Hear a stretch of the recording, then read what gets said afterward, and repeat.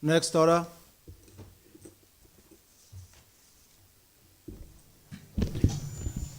Order number 1, administration of oath. Order number 2, communication from the chair.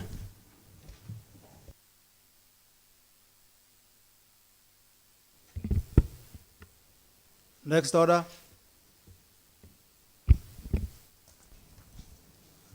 Order number 3, messages. Order number 4, petitions.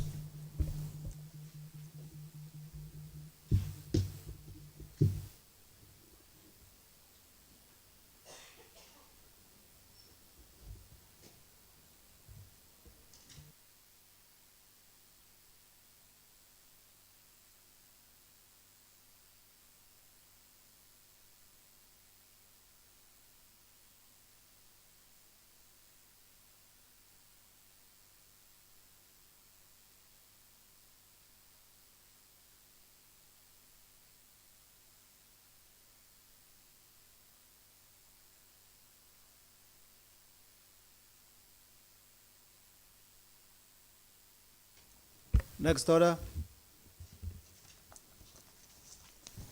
Order number 5, papers. Next order. Order number 6, notices of motion.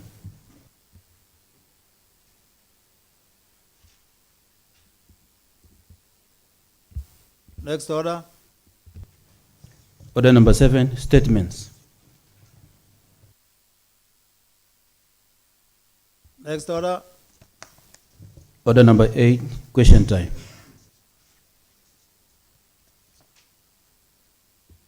Next order.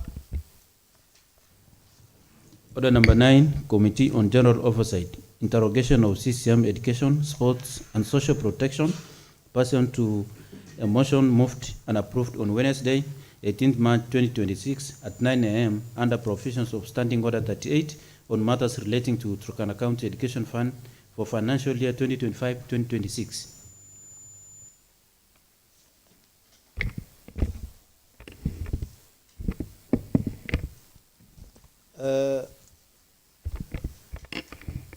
Honorable members, you remember that last week we did communicate in this house and resolved that we will invite the CEC for Education to shed light on a number of concerns which were raised in this house. So in this case, today, the 24th, that the Committee on General Oversight will interrogate the CC Education, Sports and Social Protection to a motion moved and approved on 18th March 2026 at 9 a.m. under provisions of Standing Order 38 on matters relating to Turkana County Education Fund for financial year 2025-2026. I now ask the Sergeant at Arms to invite or to lead the CC into the chamber.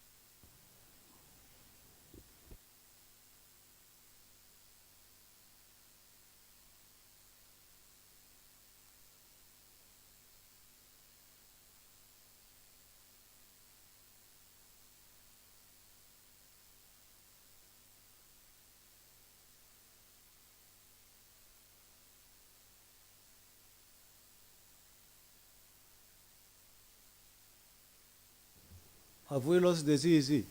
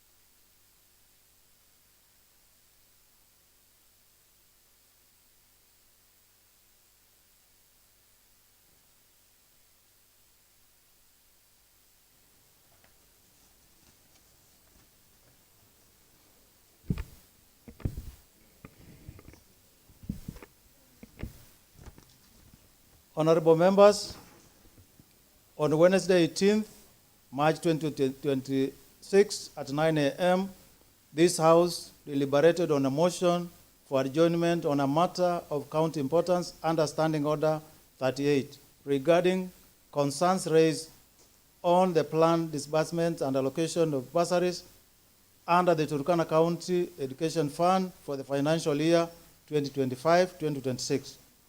Arising from those deliberations and in keeping with the duty of safeguard accountability, transparency, and equity in utilization of public resources, this Assembly resolved to invite the County Executive Committee member responsible for education, sports, and social protection, together with the chairperson of the Turkana County Education Fund Board, to appear before this House and provide clarification on the issues raised.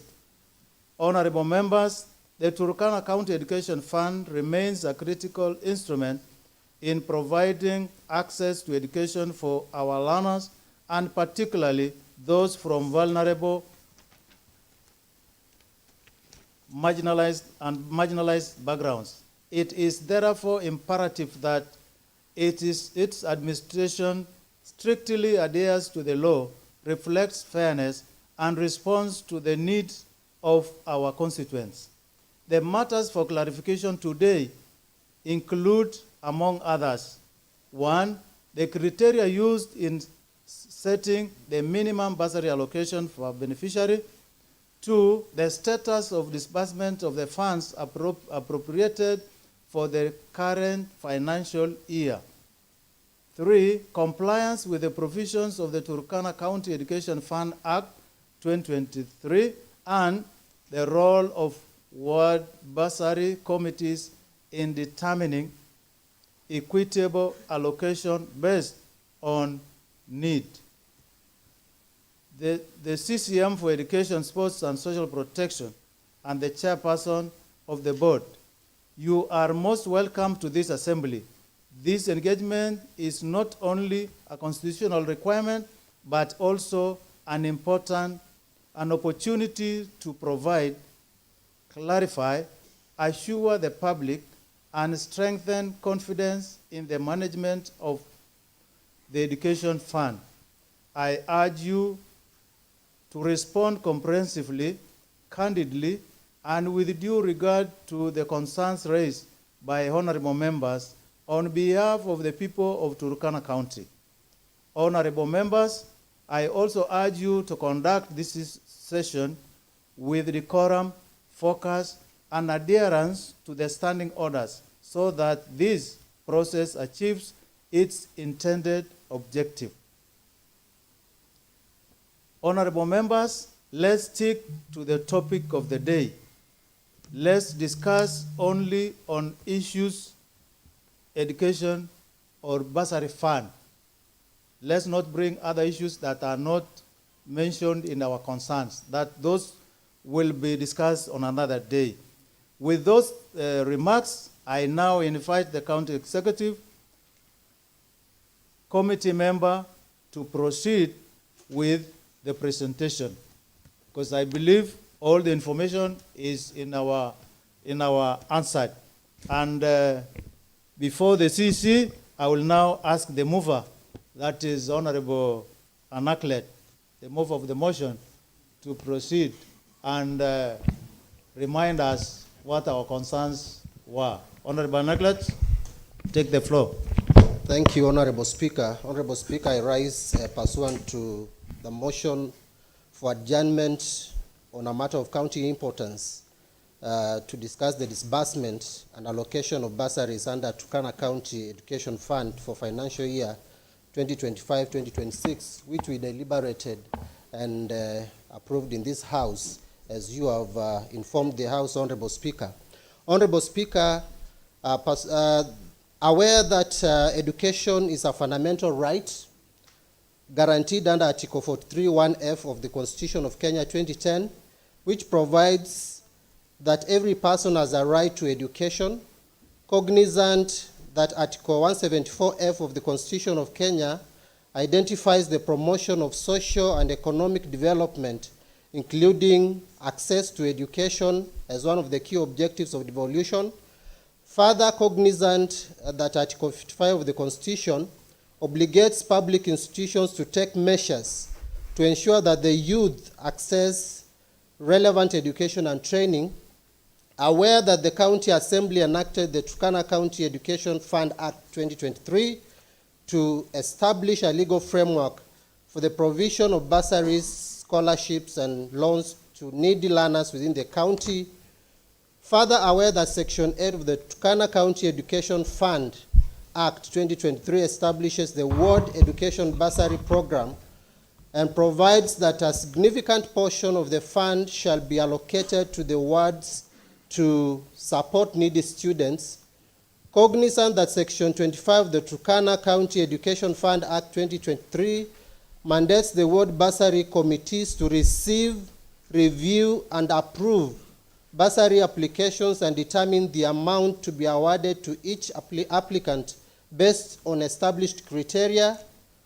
Further, aware that the Turkana County Education Fund Board, through a circular dated 13th March 2026, issued by the chairperson, directed that every beneficiary under the ward bursary scheme shall receive a minimum allocation of Kenya shillings 15,000 and instructed ward bursary committees to strictly adhere to the directive, noting with concern that the directive appears to impose a uniform bursary allocation across wards without sufficient consideration of other parameters provided under the law, such as variation in student population per ward, poverty levels, number of applicants, and the total funds allocated to each ward.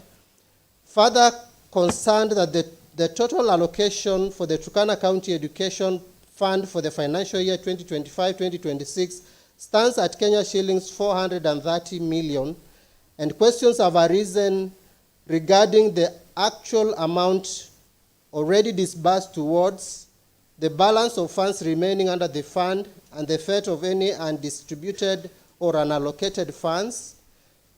Concerned that the directive on a fixed minimum allocation of 15,000 shillings per beneficiary may inadvertently limit the ability of the ward bursary committees to support a larger number of needy students within wards with a high demand.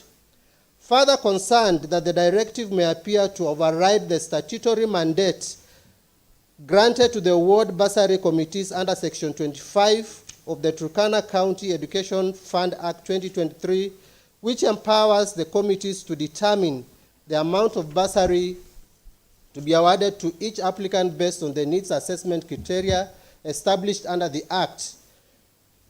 This House adjourned to deliberate on this matter of county importance with a view to seeking clarification on the following. One, the criteria used by the Turkana County Education Fund Management Board in arriving at the decision to impose a minimum bursary allocation of 15,000 per student. Two, the total amount already disbursed from the 430 million shillings allocated for the financial year 2025-2026 under the Turkana County Education Fund. Three, whether the directive by the board chairperson is consistent with the provisions of the Turkana County Education Fund Act 2023, particularly Section 8 and Section 25, which assign the determination of bursary wards to ward bursary committees. Four, the status of any remaining funds within the education fund and how such funds will be utilized should they remain unallocated after the current bursary exercise. And five, whether the board should reconsider the directive and allow the ward bursary committees to determine the bursary allocations based on local demand, number of applicants, and level of need as envisaged under the law. Thank you, Honorable Speaker. Thank you, Honorable Anaklet. I now invite the CEC to proceed and give the response as listed CC.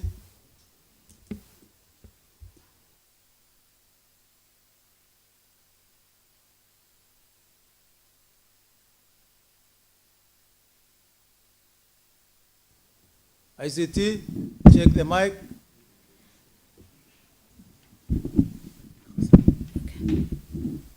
Thank you, Honorable Speaker. Good morning, Honorable Speaker and Honorable members.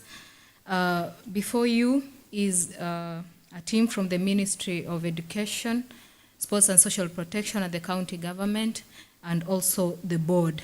So before I give my response, I would wish to introduce, if you'll allow, Honorable Speaker, to introduce the team that I came with. Proceed to introduce.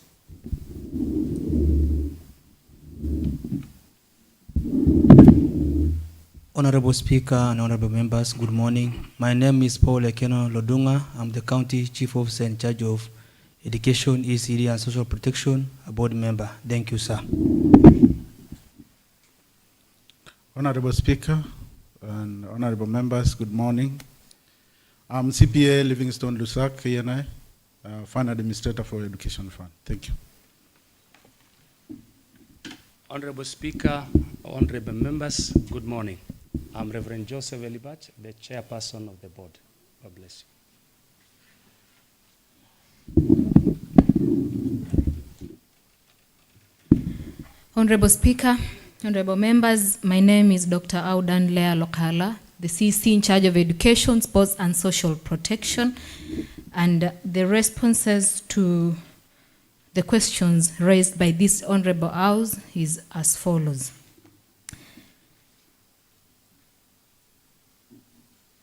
Now, on the first question, on the criteria used in arriving at the minimum bursary allocation of 15,000 Kenya shillings, our response is as follows.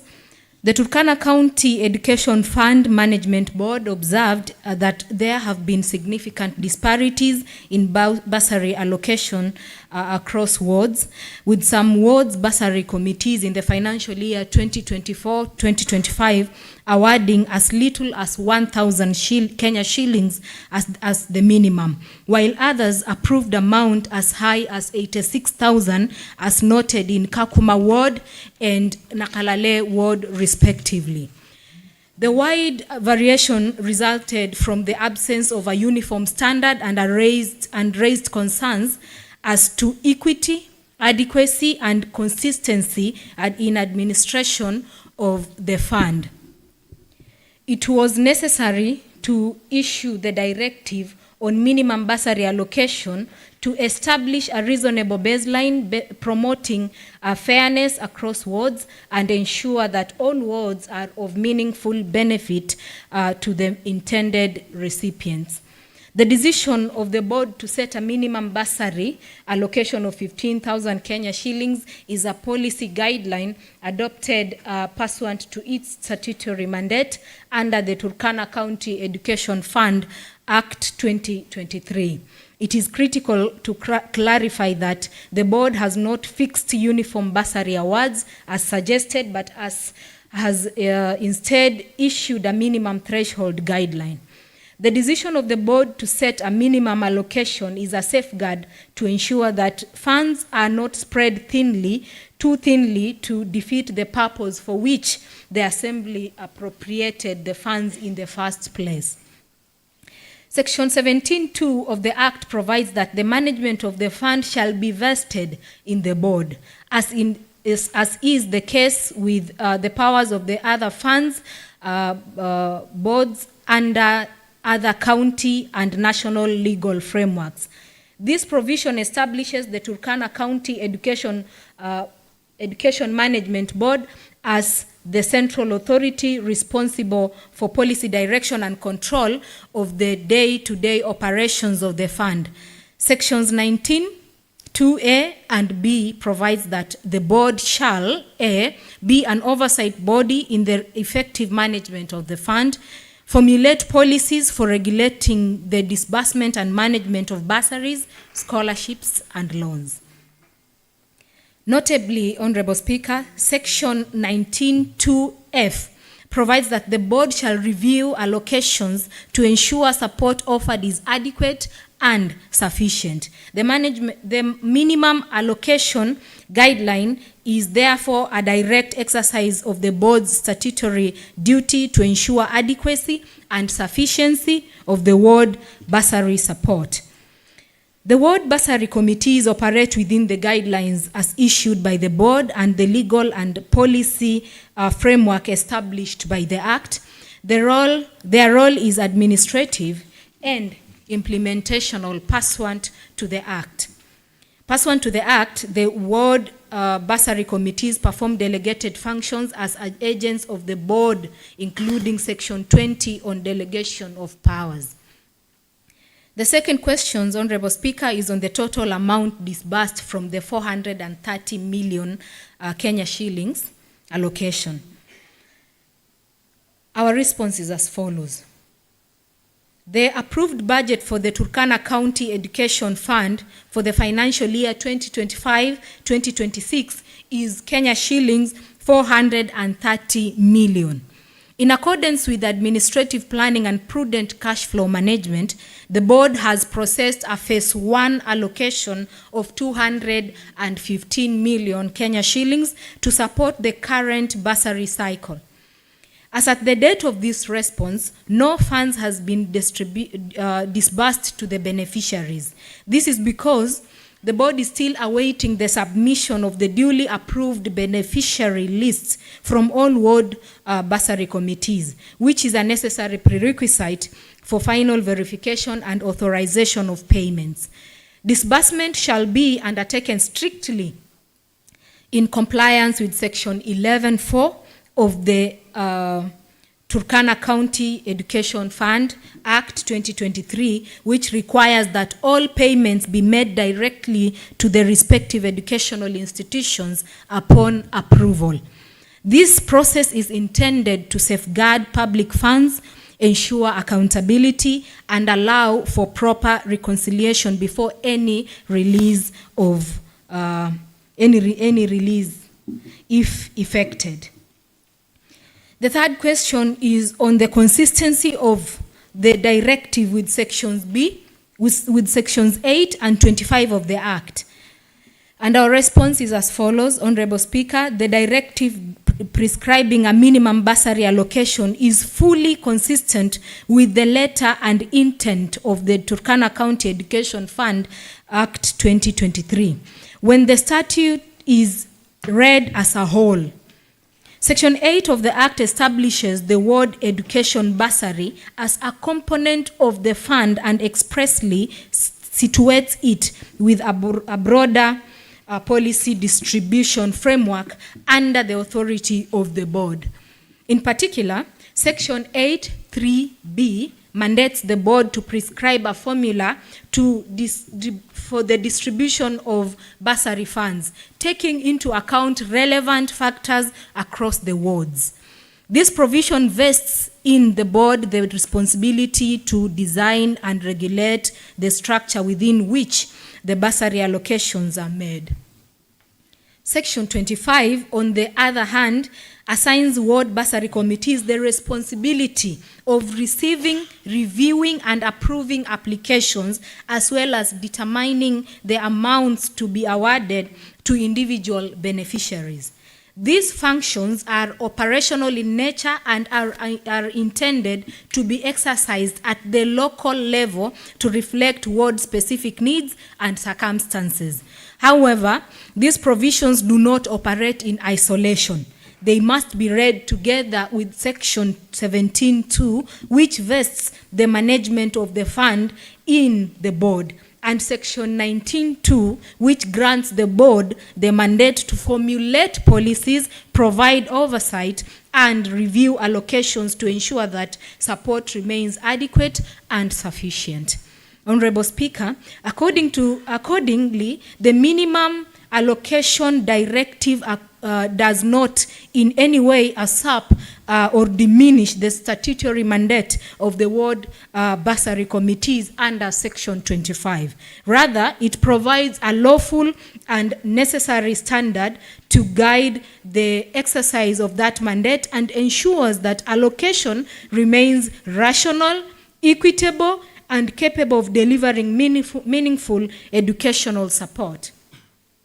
The directive is therefore firmly grounded in Section 8 and Section 25 of the Act and represents a proper exercise of the board's statutory authority to regulate, supervise, ensure accountability in the administration of the fund. Honorable Speaker, the fourth question is on the status of the remaining funds and the utilization of unallocated balances. Our management response: out of the total approved allocation of Kenya shillings 430 million for the financial year 2025-2026, a sum of 215 million Kenya shillings has been earmarked for phase 1 of the bursary program, while the remaining 215 has been reserved for phase 2. The phase 2 allocation will be applied to accommodate additional eligible applicants who may not benefit in the first phase and address any unmet emerging needs identified during implementation. This approach is in line with Section 6(2) of Turkana County Education Fund Act 2023, which requires that all monies be applied strictly towards the objects for which this fund is established. The second phase shall be rolled out upon receipt of the requisite funds and will be preceded by the appropriate public notification to ensure transparency and equal opportunity for all eligible applicants. As to whether the board will consider the directive, our response is that the board remains open to review in accordance with its statutory duty under Section 19(2)(f) and of the Act, which requires it to keep allocations under considerations to ensure that the support remains adequate and sufficient.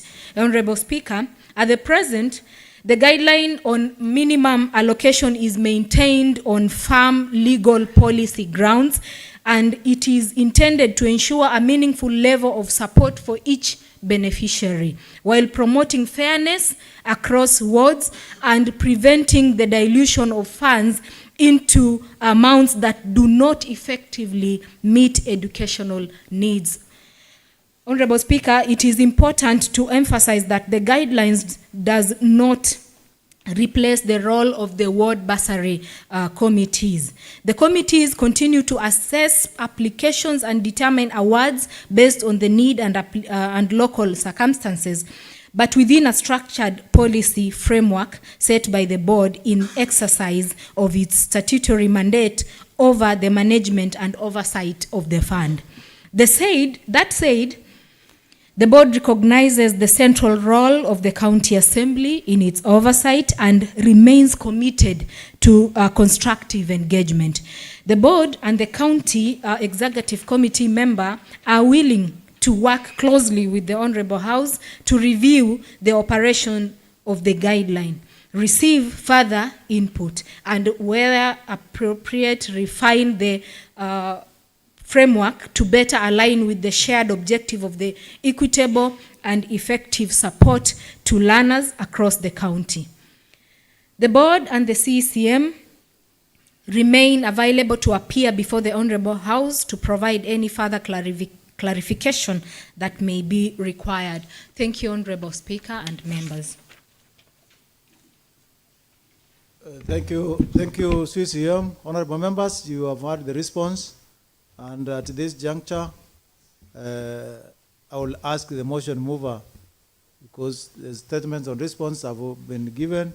So give us your reply on what has been given according to, does it meet your concerns or our concerns in that matter? And if you have other supplementary questions, you will be free to do so. And before the mover moves, I will guide that when we come to supplementary questions, I would urge that you ask a question and name the question from the paper, from our concern. Which concern is your question coming from, so that the CEC will be able to pick it. This is for question 1, this is for question 2. That will, Honorable Anaklet.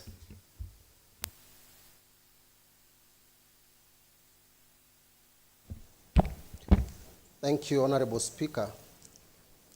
Mr. Speaker, I want to thank the CCM for Education, Sports and Social Protection for her response on the issues that this House sought to be clarified.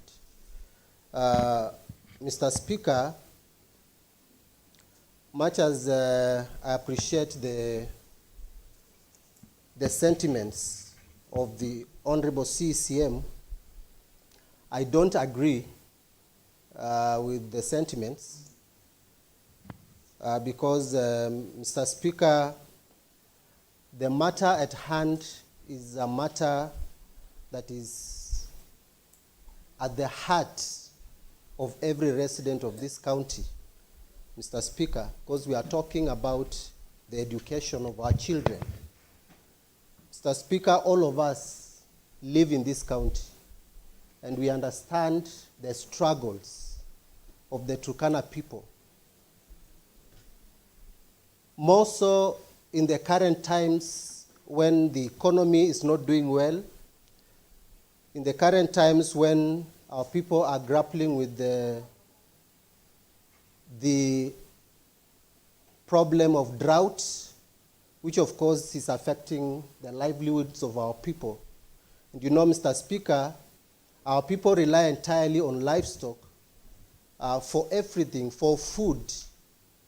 They sell their goats to have access to medication. They will sell their goats so that their children can go to school. And it's for that reason, Mr. Speaker, that this particular act, the Turkana County Education Fund Act 2023, together with its regulations, Mr. Speaker, were to come in handy in addressing the challenges of the Turkana child in accessing education. And Mr. Speaker, the process has been going on well. There was no problem with the act, there was no problem with the regulations, and there was no problem with the disbursements of the ward bursary. Mr. Speaker, it's unfortunate that someone can just sleep and wake up and just decide to originate a circular that is not informed by law. By law, I mean the Turkana County Education Fund Act 2023 and its regulations. Mr. Speaker, I want to say from the onset that this particular circular is not consistent. Much as the CCM is saying it's consistent with the law, it is not consistent with the act, and it is not consistent with the regulations, Mr. Speaker. Mr. Speaker, if it is not consistent with the existing laws, then, Mr. Speaker, it means the originator of the circular had no authority, the originator of the circular had no power to originate that particular circular, Mr. Speaker. And Mr. Speaker, like I said the other day when we were deliberating on the same issue, Mr. Speaker, I talked of Apostle Paul, and it's good that the chairman of the board is a reverend, Mr. Speaker. Mr. Speaker, Apostle Paul, before even he became an apostle, he encountered God on his way to Damascus. And after that, the story, all of us know the story. He was struck down and he was blind for 3 days. Then afterwards, he went to, I think, the house of Ananias, where he was prayed for and he regained his sight. And after that, he went preaching the gospel, Mr. Speaker. And he was healing people, driving out demons. Until people, Mr. Speaker, started admiring the life of Paul, because he could command demons to get out of people and demons could move out. And Mr. Speaker, there were these sons of Sceva. The sons of Sceva, they were 7, and they tried to imitate Paul. And Mr. Speaker, they attempted to drive demons from certain people, and unfortunately, the demon was big-headed and rude. And he asked the question, yes, Jesus we know, Paul we know, but who are you? Who are you? We know Jesus, we know Paul, but who are you? Mr. Speaker, this is what we are experiencing here, because we have a board chair who is originating a circular, yet he lacks power, he lacks authority. And the power and the authority are vested in the act and in the regulations, Mr. Speaker. Mr. Speaker, the chairperson acted like a son of Sceva, Mr. Speaker, who lacked power and authority to drive out demons. And Mr. Speaker, the demons jumped on them and they ate them up, Mr. Speaker, and that is exactly what we are being taken through. Mr. Speaker, this circular of 13th March 2026 is inconsistent with the laws. And Mr. Speaker, in this case, Section 8 and 25. I just want to be brief. Mr. Speaker, the act that we are talking about, in the objects, that is Section 3.1, the objects of this act is to establish the Turkana County Education Fund. 2 says, specifically, the act shall make provision for funds to be used for granting bursaries to assist needy students. Needy students. That is the bottom line, Mr. Speaker. From the onset, at the beginning of the act expressly is very clear on the basis of allocation of the fund. It is needy students. Now, when you come and you just guess that, because Nakalale ward is giving 86,000, there is another ward that's giving 1,000, and you come and say, now let me standardize and give it 15, with no basis at all. Mr. Speaker, let me be very clear. I'm a policy student. I'm a policy student. I'm a student of public policy and management. What the CCM is telling us is that this is a matter of policy. There is no policy here, Mr. Speaker. Mr. Speaker, in structure, in content, there is no policy evident in this circular. And Mr. Speaker, to come and lie to this House that the board is vested with the powers to make policy, what other policy do you need, Mr. Speaker? Mr. Speaker, we already have the act and we already have the regulations. If indeed the board wanted to, of course we don't agree, the 15,000 shillings, we don't dispute. It's good. It's good to increase the amount. But even as you increase the amount going to specific students, have you increased the allocation per ward? Have you increased the allocation per ward? Because there is no way you want to standardize the amount and uplift increase the minimum amounts, yet you are not increasing the total amounts going to the wards.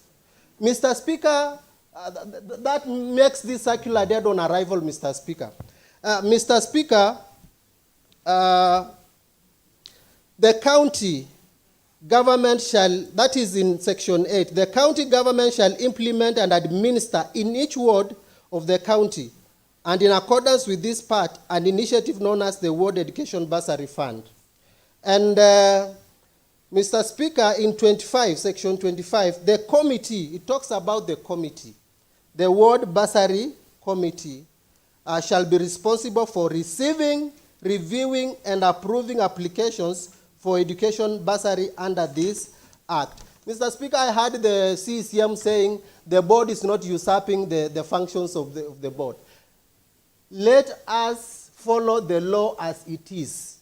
The law is very clear that it is the Ward Bursary Committee that is vested with the powers to receive, to review, and to approve applications. Because now, when you take over the functions of the board, of the committee, then the committees lose relevance. They become obsolete. Then disband the committees then, so that you do the functions of the committees. Mr. Speaker, it is not right for the board to take over the functions of the functions of the committee. Mr. Speaker, it is not right. And Mr. Speaker, on the issue of this particular amount that has been, that the board is attempting to allocate to every beneficiary. Mr. Speaker, if indeed the board was serious, instead of sneaking in a circular to manipulate the allocation of bursary, they would instead have revised the regulations, because it is the regulations that operationalize the act. What the board would have done is to revise the regulations so that all the changes they want to bring in, including the setting of minimum amounts that go to beneficiaries, that may be needed to come into the regulations, because it's the regulations that operationalize the act. There is no other law that can operationalize that act if not the regulations. There are provisions in the act that can be implemented as they are, and there are those that have to be operationalized by the regulations. So, Mr. Speaker, this circular is neither here nor there. It's not informed by any law, and it's not consistent with the law, Mr. Speaker. Mr. Speaker, there is nowhere in that act, neither is there anywhere in the regulation that says the powers of the board supersede the powers of the committees. The committees have their powers, and the board has its powers. So, Mr. Speaker, the board is interfering. The board is interfering with the functions of the ward bursary committees, Mr. Speaker. Mr. Speaker, just for purposes of allowing my fellow honorable members to ventilate on the issue, criteria. It is the responsibility of the board to come up with the criteria for disbursing these funds. It's the responsibility of the board. It's unfortunate, Mr. Speaker, as we speak here today, now, this board and the department have not come out with the criteria for allocating the funds to beneficiaries. They haven't, yet the law is very clear, and the office of the county attorney is here. The law is very clear that the board should come up with the criteria of disbursing or disbursing the funds to the beneficiaries. And the criteria is not supposed to be a circular. That formula should come to this house. Think about the formula, choreograph it the way you want, but at the end you have to bring it to this house so that this house approves. And that is what exactly happens even in the national government with the revenue sharing formula. The formula is generated by the executive and it has to come to parliament for approval. So that formula should come to this house. You cannot just originate a circular there and you want us to go by that circular. The formula should come to this house so that we approve. Mr. Speaker, we also have the issue of populous and non-populous wards. What formula or what criteria did you use to determine which ward is populous or most populous and which one is less populous? Mr. Speaker, this county is using guesswork. They are very lazy in coming up with criteria, very lazy in coming up with the formula. Mr. Speaker, they just guess. Oh, Lobe Kotaruk is less populous. Nakalale ward is less populous. Kakuma is popular. When you are asked, how did you arrive at that? How did you arrive at that? You can't answer because you are guessing. Mr. Speaker, we can't continue like this. I think such people should be removed from this office so that other competent people should be brought in. Mr. Speaker, on question number 2, on the amounts to be, the bursary amounts, the total amount already disbursed from the 430 million. Mr. Speaker, we've been told that for phase 1 it's 215, for phase 2 it's 215. But Mr. Speaker, for phase 2, we are really a worried people. And even our constituents are very worried because of history. As we speak today, Mr. Speaker, I think it's the last financial year, we missed a phase 2 allocation. And Mr. Speaker, we are afraid, even this one, we are going to lose, and we don't know where that money goes. The phase 2 for the last financial year, where did it go? Was it phase 2 or phase 1? Phase 1. It was phase 2, right? Yeah, phase 2. Where did the money for phase 2 for the last financial year go? And here again, you are treating us to another narrative, or that we were waiting for these funds when they come. We already have about 2 months left before the financial year ends. So when the money comes, how sure are we are going to have that money going to our learners? Mr. Speaker, these are just rhetorics, these are stories we are being treated to in this house. And we cannot allow as a house this to continue. Mr. Speaker, with those main remarks, Mr. Speaker, I want to just reserve some time so that my colleagues can ventilate. Thank you, Mr. Speaker. Thank you, Honorable Naklet. CEC, you can respond to those concerns before I go to the other members. Honorable Speaker, with your permission, before I respond, I wished to have the county solicitor, who is also a member of the board, to be with us here in the space of the county chief.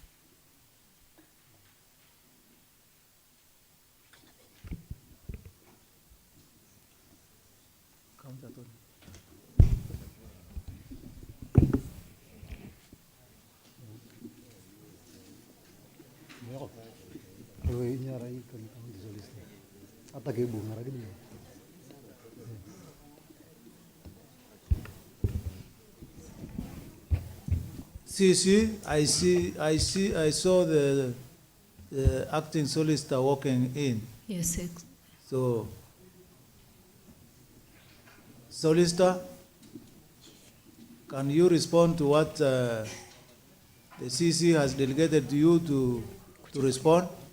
And say you are responding on this issue, this number, so that we are precise on what is being answered.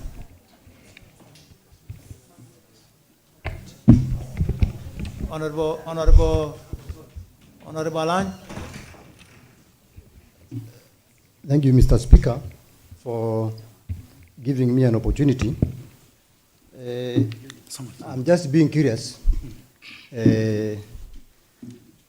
Unless otherwise, Mr. Speaker, our standing orders do not recognize the solicitor or any other person.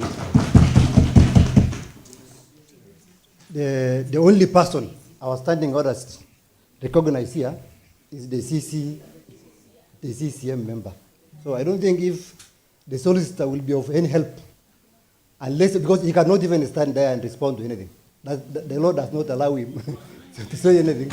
Unless maybe he passes a paper to you silently, but the law does not allow him to respond to us here. Need your guidance, Mr. Speaker. All right. Now, solicitor, pass the answers you have to the CEC.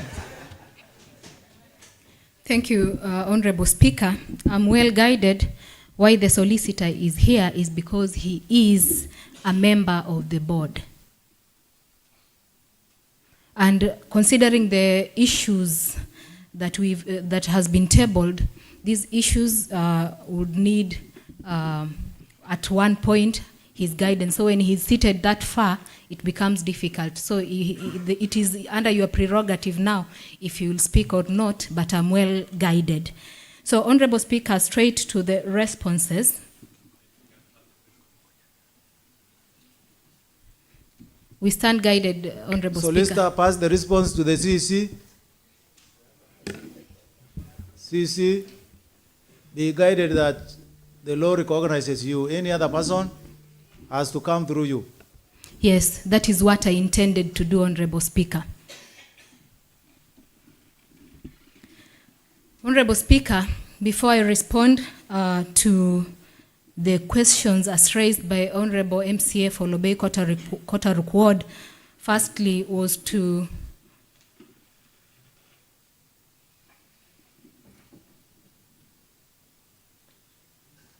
Go ahead, CC. Firstly was to ask for your protection, because I realized that we are here because of the policy issues and the board issues as stipulated in the Act. So when we go a little personal on the faith of someone, so my chair was a bit uncomfortable, and we realized that it might become difficult for him. Go direct to the topic.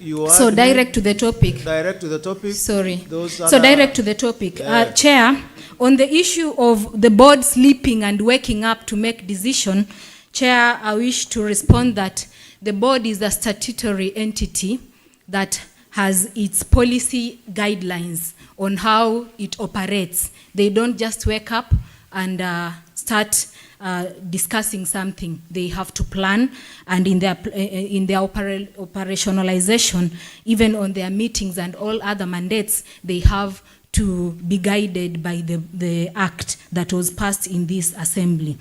And again, Honorable Speaker, it is in the very interest that Honorable Anaklet talked about, that it is, you know, the problems facing the Turkana child, as he has put across, which we really appreciate, that the board deliberated and talked about it and discussed, and that is why they came up with the 15,000, because they realized that giving 1,000 shilling for someone who is studying a course, maybe education or medicine, does not really address the reason as to why we have this Act. So 1,000 is not enough, and we have cited an example. Point of order, Honorable Speaker.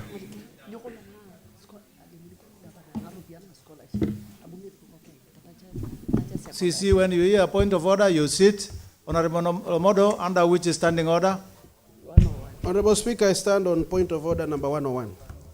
Mr. Speaker, the County Assemblies of Turkana standing order number 101 stipulates on responsibility for statement of facts. And it says that a member shall be responsible for the accuracy of any facts which the member alleges to be true, and may be required to substantiate any facts instantly. Honorable Speaker, I want the CC to confirm in which ward has any student been given 1,000 shillings since the disbursement of bursary, Madam Speaker, Honorable Speaker. Honorable Speaker, this is the House of Rules and Procedures. And the County Executive Committee members took oath, Mr. Speaker. They were sworn in by the judges. Honorable members, consult in low tones. Honorable Speaker, these county executive committee members were sworn in and they took oath, Mr. Speaker. Mr. Speaker, they took oath to speak nothing less than the truth, Mr. Speaker. Mr. Speaker, the CEC should tell us which ward, in which financial year, did the county bursary disbursement committee at the ward level allocated any student 1,000 shillings, Mr. Speaker. Mr. Speaker, that is the clarification I wanted to give. Information, Mr. Speaker. Leader of Minority. Honorable Speaker, I just want to inform the whole House. Number one, when we are here deliberating our issue, number one, we need to address the Speaker, not any individual. And then number two, Honorable Speaker, the former leader of Minority complaining about the truth. And I think when the report was being read, I think he was outside the chamber, Honorable Speaker, because the report itself identified the wards that were giving a 1,000 shilling. And it has been even mentioned in the report that Kakuma ward. Point of order, Honorable Speaker. Point of order, Mr. Speaker. Point of order, Honorable Speaker. Order, members, order. Point of order. Point of order. Order, Honorable Modo. Order. Are you done? Leader of Minority. Honorable Speaker, I don't know what is the noise for, because if you have something to say, you need just to raise up instead of saying wow, wow, wow, wow. It will not help in this House. We are here as honorable members. All of us will have a chance to talk. So, what will I apologize? Honorable Speaker, so we are here unless when we want to lead every process, when we want to politicize everything, we'll destroy the intention of our questions. So, Honorable Speaker, let us stick to our questions, because our students are waiting us outside there for these funds to be allocated, Honorable Speaker. Thank you. Information. Honorable members, we are on standing order 111 on the facts that we need to place on the table. And when we are doing that, as I did state, we need to be focused on this agenda so that we get moving. Honorable Nakapuan, what do you have on this? Still on one-on-one? Yes, Honorable Speaker, that is the only standing order. Honorable Speaker, I just wanted to inform the leader of Minority. I don't know if I'm in a position to inform him, but I'll still proceed. What I had, the CCM mentioned, she only mentioned two words. The ones that were disbursing 86,000. That is Kakuma and Nakalale. Honorable Speaker, we are members here. And you know, when the CCM starts saying allocation of 1,000, what does she want the general public to perceive this House? You know, we don't want to sabotage the executive, and the executive should not sabotage this House. Yes, because now we are live and people are watching. When they hear 1,000, because I don't believe any committee can allocate 1,000 to a student. It is not possible. Okay, back to the CEC. There are two things now going forward on the 1,000 and 86,000. What I would like you to shed in this one, if you can substantiate on the 1,000, and going further, if there is a proof to that effect, if you don't have, you withdraw that award gave 1,000. I know with 86, that can happen. But with 1,000, I don't know, but I need to be...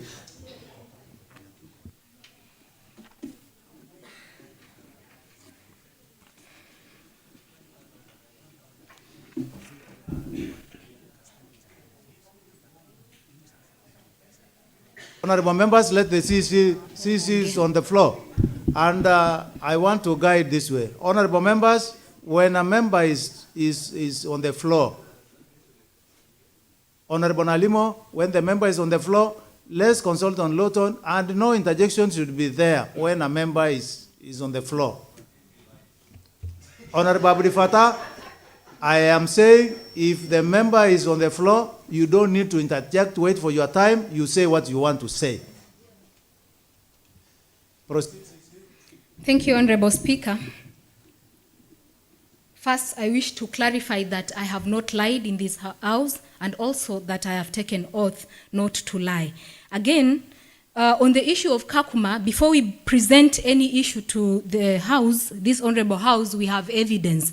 For the 1,000 allocation in Kakuma ward, we have that, and it is even in the report, Honorable Speaker. And to further clarify on it, we even have Letea ward, which gave 1,500.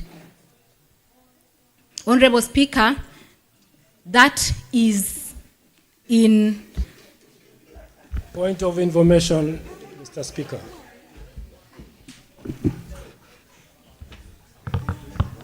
I am not seeing the mic.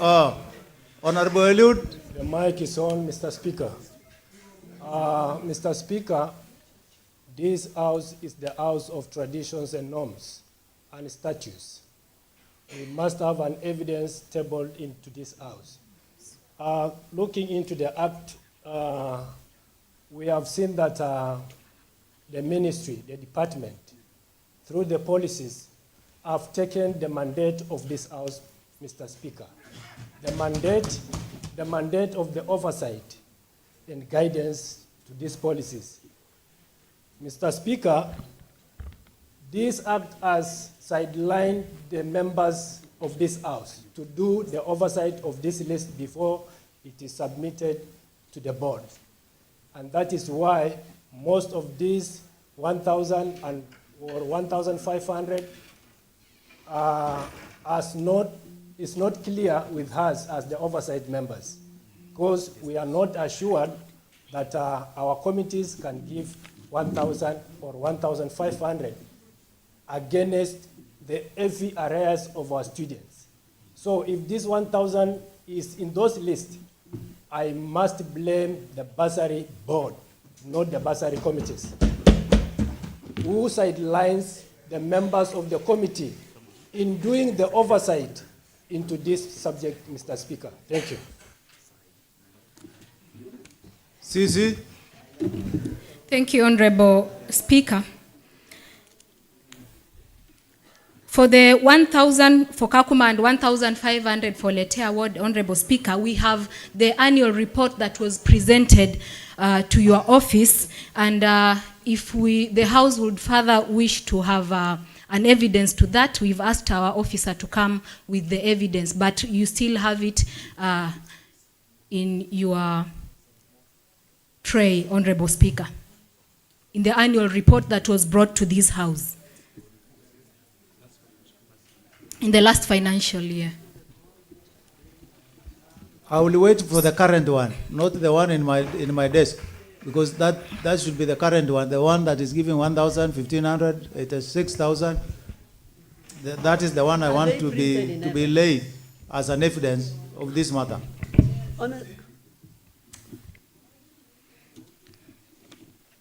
So, Chair, in our report, we've cited the financial year while we were responding to the criteria that was being used to come up with the 15,000 Kenya shillings minimum, and that is what informed the board to come up with such decision, because they looked at the trend, and as in the financial year 2024-2025, sincerely speaking, if we truly mean well for the children of Turkana, the 1,000, the board found it unfit, because it will not be addressing the reason as to why we have the act in place.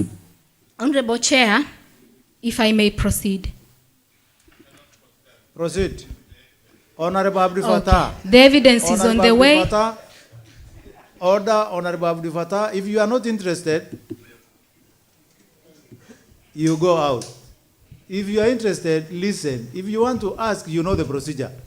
Unless we just want to manage things the way we want. Proceed, Honorable CCM.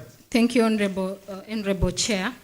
Now, I was explaining that it is in the interest of the problems that the Turkana students are facing that the board sat and deliberated on coming up with the 15,000 minimum for these students. And I go in support of Honorable Anacklet. And Honorable Chair, remember, with this 15,000, Turkana County is one of the counties that has high allocation on issues of bursary. I think we might be the second after Nairobi.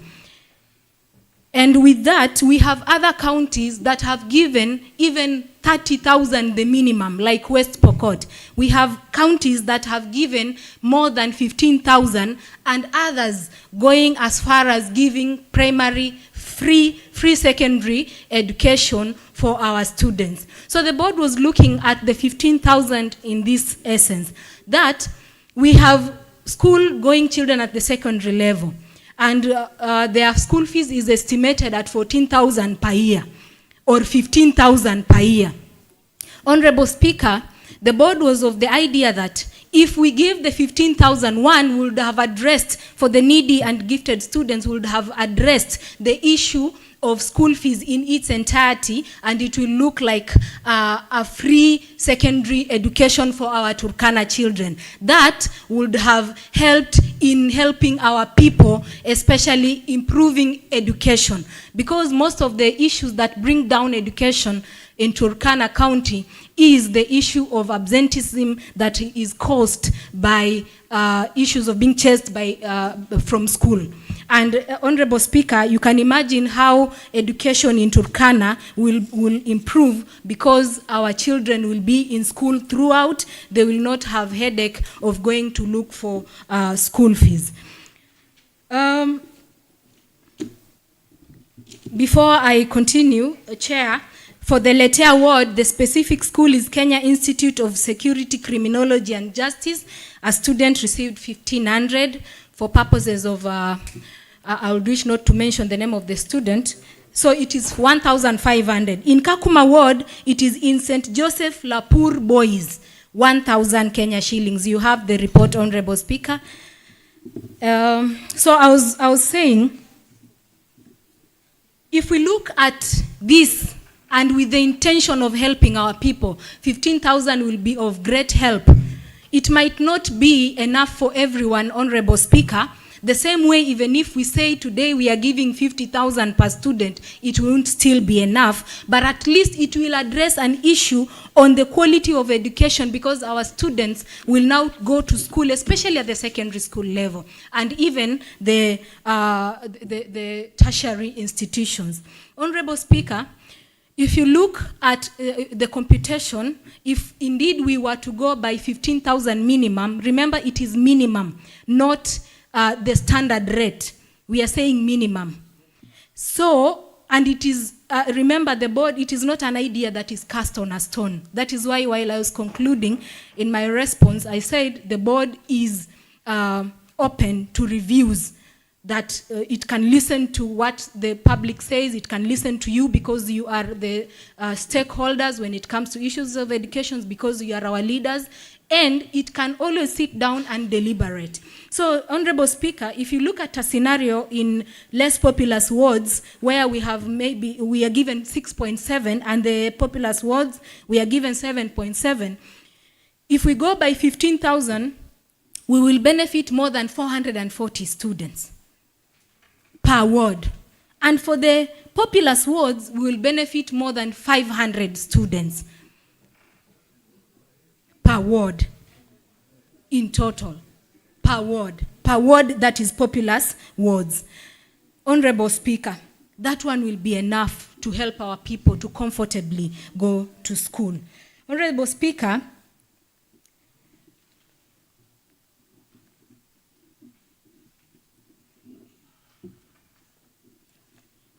on issues of increasing the funds, because when you talk about 15 minimum, it means now that people will talk of increasing the funds. Honorable Speaker, the mandate to increasing the funds lies upon this Honorable House, that it approves the budget, so it is them, Honorable Speaker, to honorably raise the funds. And I think going forward, it will be my humble plea that because we are all interested in this issue and we really appreciate that the Honorable House finds it fit and maybe finds it fit to increase the bursary funds, so that when we talk of 15,000 minimum per student, we will be able to now reach to more students.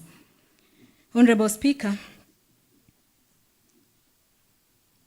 on when I heard Honorable Anaklet talk about there being nowhere the power of the board superseding the power of the committee, how I wish to invite that we all look at this act not in piecemeal. We look at it wholesomely, in the sense that if we decide to look at section 11 on the disbursement, Honorable Chair, you'll realize that it simply talks about the superiority of the board, because before the funds are disbursed, the board has the mandate to either approve or otherwise.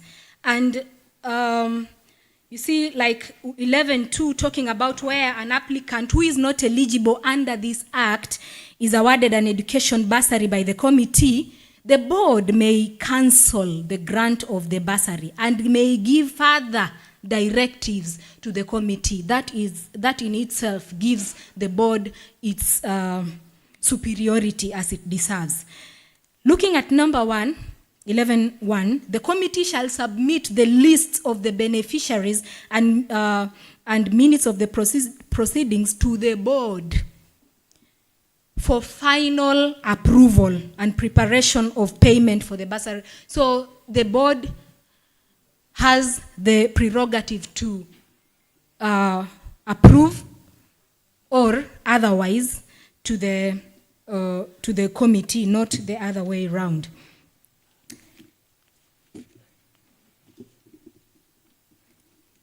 Honorable Speaker, I wish to, with your permission, Honorable Speaker, to invite the chair of the board, because we all know the CC does not sit in the board, but there is something he might want to shed more light on, considering how emotive this issue is, and also how important clarification will be more important if we bring them on board. If you allow me, Honorable Chair, may I allow the chair? Honorable CC, the first direction stands.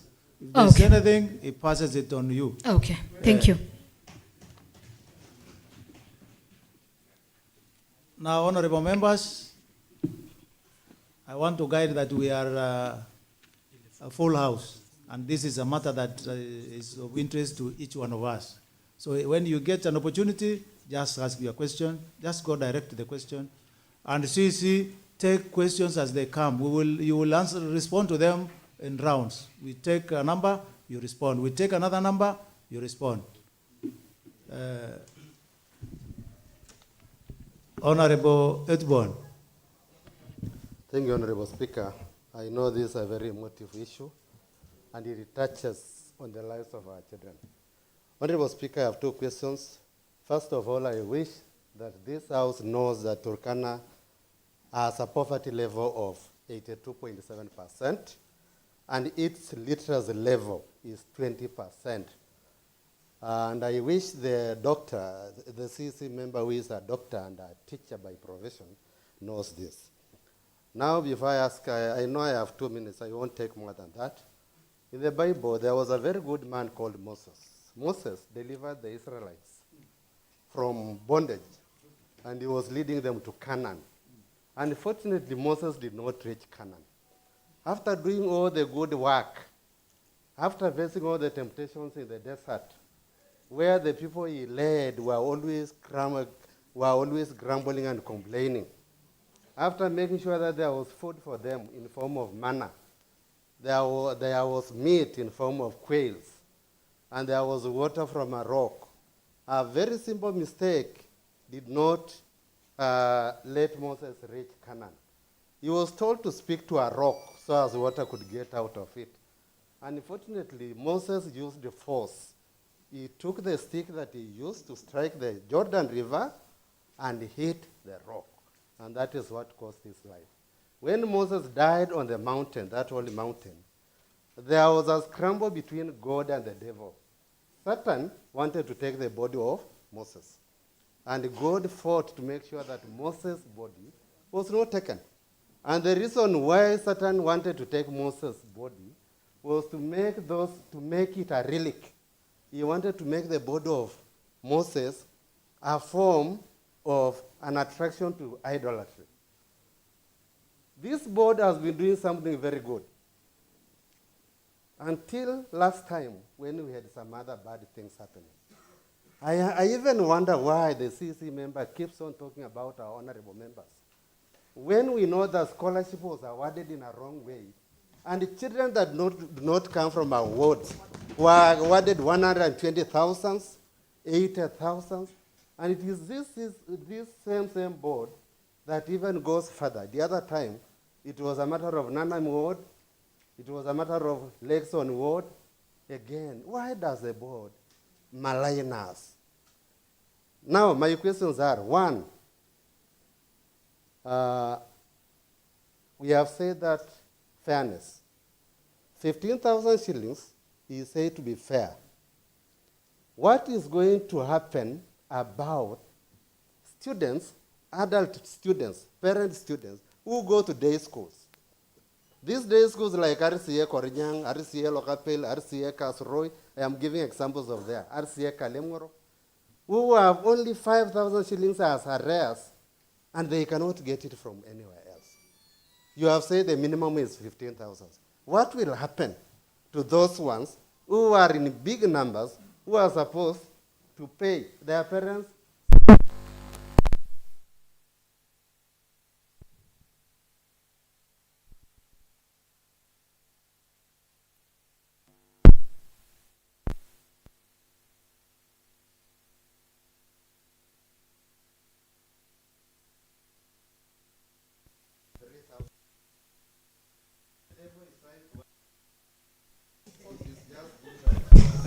I see mine is working. Try yours, yes. The devil. I have said, like Katilu Ward has 3,200 applicants. They are usually allocated between 7,000, actually 5,000, 7,000, up to 15. And the committee always allocates about a third of them this money. That is 1,100. Now when we talk of 15,000 minimum, if we gave everybody 15,000, it would mean only 400. What are we going to tell the parents of those others who will not have God? Shall we be on the side of the devil who wanted to take Moses' body, or we shall be on the side of God? The good work done by this county government will be ruined when we stick to our guns, pulling and pushing, saying that we want to give 15,000 shillings. If you give 15,000 shillings to only 400 students in Katilu, who have got used to being given, 1,000 of them are given this time round, next time another 1,000 shillings. What am I going to tell those parents? What will I tell those students? So I wish to finish by saying that this board should know that it is answerable to this house. They are representing this county. They are working, they are doing the work the governor is doing, that is implementation. And they should not come and stand between the government and the people the government is supposed to serve. So they should withdraw this issue of being bitter. Oh, the chairman is very bitter, the chairman is annoyed. Annoyed for who? Annoyed for who? And it also appears that the CC member was not prepared. The board was prepared. That's why the CC member seems to have delegated duties. You know, she's a teacher. She had delegated duties not knowing that when she comes here, she is alone and alone and alone. So the board should help our people. And may God bless you even as you shake your head. wakili. Thank you, Chair. Honorable members, it is now 10:57. We all want to ask a question. I will request that we each take 2 minutes. And kindly don't go further to refer to the stories in the Bible, because you use your time more, it goes into the time of others. So let's just use 2 minutes. Let's answer them. Two, the sitting, the availability of the chair is a request of this house. I think we made it in the flow of this house that we need the chair. Now, do we invite somebody, even if the law says that, do we invite somebody that comes and sit here for the whole day? Because we have not asked our question. Is that so? There are many questions that will be asked. So maybe that is something I want us to think about. But for now, we'll require the CEC to continue giving us the response we require. But kindly stick to your 2 minutes. Now the table, the Secretariat, time 2 minutes. Honorable Omodo. Mr. Speaker, thank you. First and foremost, my questions will go straight to the County Executive Committee member. I want to know the policy that was approved in this county assembly to warrant the allocation of 15,000, Honorable Speaker. Honorable Speaker, Section 19 of this Act speaks about the functions of the board, Mr. Speaker. Mr. Speaker, one among the functions of the board is to come up with the policy. And Mr. Speaker, I know that the board, when they sat down in their meeting, I want to believe that the board had a discussion, Mr. Speaker, to realize the value for money, Mr. Speaker. At some extent, Honorable Speaker, I want to agree with the board, at some extent. Because, Mr. Speaker, even when you give someone probably 5,000, when you give someone probably 10,000, Mr. Speaker, we might pay as many students as possible, but what will be the value for that money, Mr. Speaker? Mr. Speaker, I want to join the board, agreeing with them, but asking them that they would have done it in form of a policy that would be accompany the act that was approved and that will accompany even the regulations that were brought in this honorable house, Mr. Speaker. Mr. Speaker, finally, the last question is on who is supposed to sign this letter, the advert, Mr. Speaker.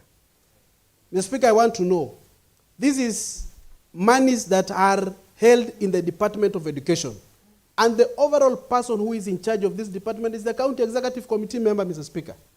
Mr. Speaker, when we are appropriating money in this county assembly, they are under the Ministry of Education. We want to understand from the CC, where did the chairperson or where did the board get the powers to sign the advert that moved across the entire county? Then finally, Mr. Speaker, because I want to respect on the time, the last one is on the monies which this county assembly appropriated in the financial year 2023-2024, Mr. Speaker. Mr. Speaker, this house appropriated 534 million to go and address matters of school fees in this county, Mr. Speaker. Mr. Speaker, in this act, 80% of these monies are supposed to go to the 30 wards. 12% of these monies, which is 64 million, Mr. Speaker, is supposed to go to the rare skills, Mr. Speaker, and scholarship. 5% of these monies, Mr. Speaker, as per the act, is supposed to go to higher loans, Mr. Speaker. Mr. Speaker, till today, we have not gotten any student who has benefited from those monies, Mr. Speaker. Mr. Speaker, the CEC should tell us, where did the 64 million go, and where did the 26 million for higher education loans board went, Mr. Speaker? Thank you, Honorable Speaker. I refer to my earlier guidance. Let's stick to this bursary. These other skills and others will come later. This direction, Honorable Nalimo. Thank you, Honorable Speaker. Honorable Speaker, I have two questions. One, the board declared for the ward committees to give each student 15,000. Do the board know the total number of beneficiaries in each ward? Because if I can give you an example, Honorable Speaker, Kaperna Peto ward has almost 1,000 students. If I give 15,000 each, that will be around 15 million, Honorable Speaker. And the less populous ward, Honorable Speaker, is allocated 6.7. Where will the rest of the money will come from? Around 8.3, Honorable Speaker. So that formula is false, none and void. Honorable Speaker,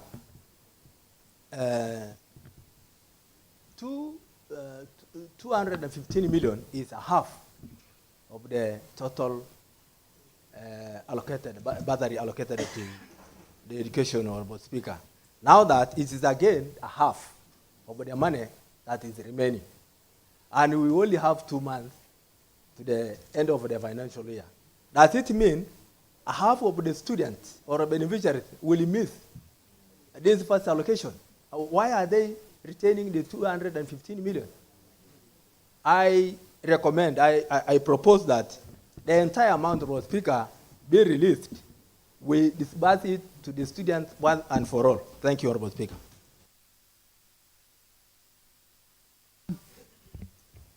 Thank you, Honorable Speaker. Honorable Speaker, I think what I have cannot even take 2 minutes. Now, I just wanted to ask the department. Now, do they have a data of the students that normally apply for bursary? And now, do they know the number of students that normally receive bursary? Do they know the number of students that are normally left aside? And then lastly, Mr. Speaker, the CCM spoke about the board having the mandate to cancel an illegal allocation, yani, an allocation that was allocated illegally. Why was it difficult for the board when they saw the 1,000 shillings allocated to the students? Because if I was seated in that board, if I could see 1,000 shillings, why was it difficult for them to cancel that one if they have the mandate to cancel an illegal allocation? Thank you, Mr. Speaker. Honorable Alany. Thank you, Mr. Speaker. I would also be very brief and specific to the questions that I wanted the CEC to respond to.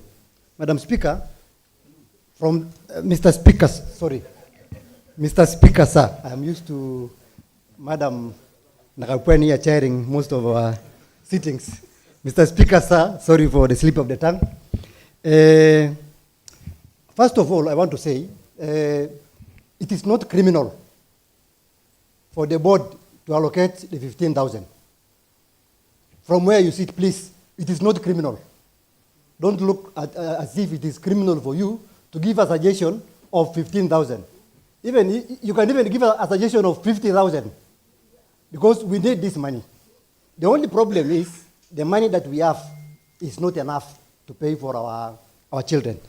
So, Mr. Speaker, I have read Section 19F, which has been reliably mentioned by the CCM, which speaks of the powers of the board, especially on the review of allocation to these students.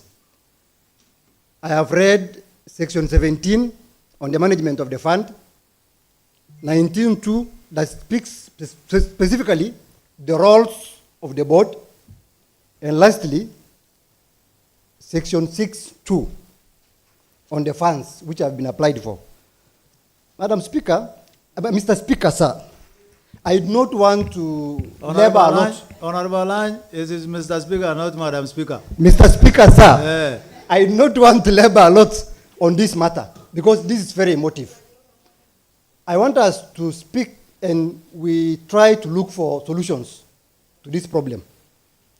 Mr. Speaker, if the board feels like the 15,000 is enough for the children, why can't they give us this money once, the 400 million? We disburse once. So that, because my fear is with the remaining 1 or 2 months, we might not utilize the 215 million remaining. If you can give us this money, we give once. Even if it is 15,000, the way you have suggested, we have no problem. But give us once so that we can disburse at the same time. That is my first request. My second request, Mr. Speaker, is this. If we may stagger, we may say maybe for high school, I'm just giving a suggestion, Mr. Speaker. For high school, we give maybe 10,000 for high school. Then for colleges and universities, we give 15,000. If that can work, that will be okay for all of us. That's just about Madam CCM, I'm just giving a suggestion. If that can be a balance, we reach at a balance where we can give like 10,000 for high school students, then for colleges and university, we give 15,000, and when we disburse the 430 million once, that will be okay. A good number of children will benefit, Mr. Speaker. Thank you, Mr. Speaker. Honorable Eliud. Thank you, Mr. Speaker. Maybe next time I'll be seated close to you so that I can catch with your eye. I want to ask a question regarding, in regards to question 4, the status of the remaining funds and utilization of unallocated balances. Mr. Speaker, I'm aware whether it's a guidance, whether it's a directive from the board, as the board brags to have the policies that are pegged in section 19(2)(f), that after the allocation in the bursary wards level, we find that there are students applying money from various wards. It happens that one may apply money in Leta, Lopur, Kalobeyo, Lokchogyo, because a student wants to salvage the big arrears he has. In this regard, according to the guidance by the board here, because all the lists are submitted to the board, you find that these students, those ones who have been applying money from various wards, may be denied the allocation because of applying this money in various wards, or they are segregated to one area of allocation where he has applied this money. I want to ask the CC, what happens to the money that are being withdrawn from this particular student that have been allocated in Lopur, allocated in Leta, allocated in Lokchogyo, and the committee has gone further to segregate that student to one ward? What happens to the money allocated from other various wards? Does it given back to the bursary committee to reallocate, or what happens to this money? Thank you, Mr. Speaker. Honorable Aliwo.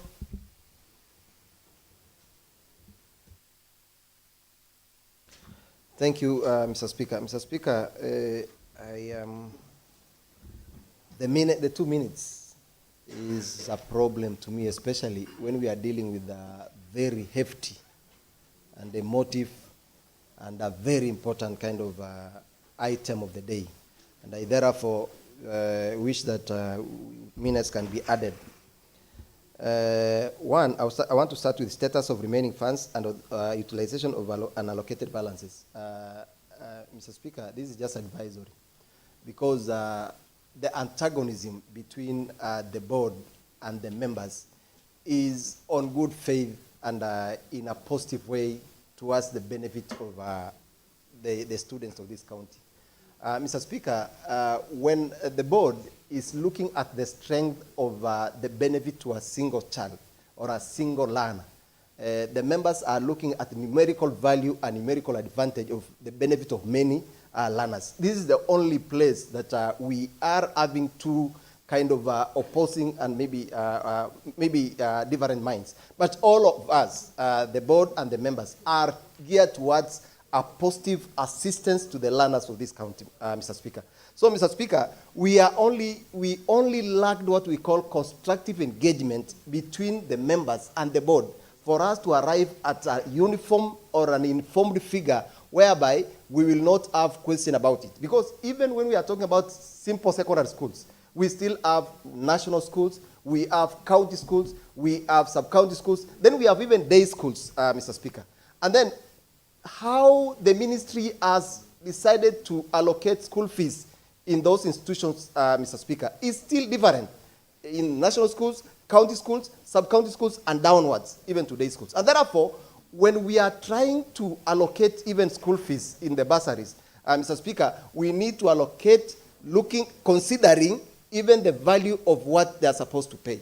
Because we cannot say you allocate 15,000 to a day scholar who maybe is supposed to pay for the whole year 14,000, for example. When a national school student who requires 53,000 is allocated the same 15,000, what rationale do we have in the two of them? Including when we are giving money to students that are undertaking medicine, that are undertaking engineering, that are undertaking, some that need a broad law and such kind of, some that need more money than the others. So that is why we maybe need to have a constructive engagement between the board and the members so that we know this is the reason why the board came to this, and this is the reason why members ought to go this direction, Mr. Speaker.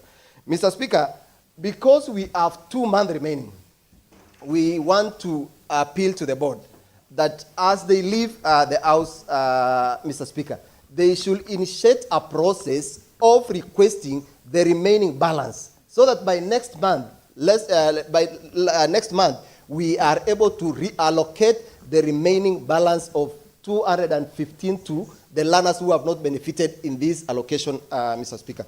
Mr. Speaker, there is also something that may not be within this question, but it has always brought a problem between members and maybe the board.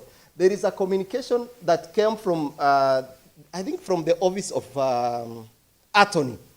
That is, Mr. Speaker, on the lifetime of the committee, of the ward committee, Mr. Speaker. Mr. Speaker, when in this county, when one wants to file for any elected position, Mr. Speaker, it is mandatory that one has to resign if he was a state officer or a public servant, Mr. Speaker.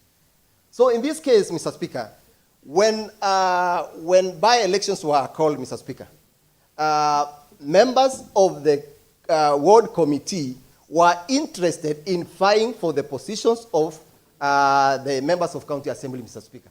So, Mr. Speaker, what happens if a member of the board wins and comes here as a member of this house? Will he continue becoming a chairperson of the board down there or a member of the board down there? That is if he wins. Mr. Speaker, what happens when a member who has filed and maybe lost, Mr. Speaker, and he was a member of the board, will he go back and put the interest in the ward where he was vying? So that is where we saw a communication by the office of the attorney that it must be looked at both sides, because when you want to fight in the first place, you need to have resigned from any public or state office. So, because we have the solicitor here, he can make a clarity on the same, Mr. Speaker. Mr. Speaker, maybe because of time, I wish maybe to stop from there and appeal to the board to reconsider the issue of staggering, because even in the last point, they have said they are open to refuse. So let's be open to those refuse and consider the views of the public and the views of this house and even the strength you have considered as a board. Thank you, Mr. Speaker. Okay, honorable members, this round, I will close with the leader of majority. After the leader of majority, I will now ask the CC to respond. Thank you, Mr. Speaker. Mr. Speaker, first of all, I want to thank the CDC for education, sports, and protection, social protection, for that trial in responding to the queries asked. First of all, I want to say, Mr. Speaker, why we are following on this matter is because we are representing our people, the people of Turkana County. Wherever there are problems, bedeviling them, we follow certain decisions that are not reasonable. And so anybody in this house defending the executive, I think our people are following these issues live. And they will be sent home safely. So this is a serious matter that does not require any gentility. So, Speaker, regarding the answers given by the CEC on policy guidelines, regulations that are within the confines of the act that we approved in this house, I want to ask, was there any reasonability in talking of 15,000? For example, the applicants for Takwel Ward stand at 6,400. And this is just like a country. This is just a ward. So when you say you want to apply 15,000, that is misapplication in the first place. So there is no reasonability. So was the board reasonable to give such a directive? Second, Mr. Speaker, is on accounting officer. Maybe it's important we understand this properly. That in governments communicate through circulars and letters, or memos for that matter. So any person originating a circular or a memo or any communication, it should be an accounting officer. So in the Department of Education, because we have been in government and we know how governments operate, so we cannot bungle when it comes to these issues. We want to understand who is the accounting officer for education in this matter. So in case we have an audit, who will be audited? Who will be answerable to avail the documents? Will it be any outsider? Because what I understand, the chair of the board can be relevant when issues of bursary are distributed. Otherwise, it's not relevant at any other time when policy issues are discussed. And that is why you will not get an opportunity to even answer a question in this house. That is why we are putting on spot the CEC and the chief officer, because those are the accounting officers that this house knows. So it is putting this county into chaos, and that is why we want to salvage this matter. We don't want to put this county in chaos. So you cannot just originate a circular without consulting widely. Because in governments, you must consult so that you don't ban a county. So you are almost banning this county, Mr. Speaker. So what the board has done, it has made what we call the hasty generalization. You cannot just look at a town ward, a township ward, and then look at Kanamkemere ward, and then decide 15K. Then we will understand that you are not for this county because you don't understand the context in which we are operating. That is why it is bitter for us when you say you want us to distribute 15,000 Kenya shillings, and then where do you want where do you want us to take these other students? So that is not fairness, that is not reasonable, and that is why we are bringing this issue forth. On the issue of populars or less populars, Mr. Speaker, you know, if it is a populous ward, it should be given a reasonable amount of, let's say, 10 million, so that it's able to handle reasonably that population. And then maybe Lobekator or Lokriamo Lorengipi can come to somewhere to 8 million. So it is a matter of availing all the resources so that we can endeavor to act on these issues, especially the remaining amount. It should be requested very fast, because we need that money very fast to handle our issues. Thank you, Mr. Speaker. Thank you, Leader of Majority. Now, CC, you can respond to those questions. After that, we go to round 2.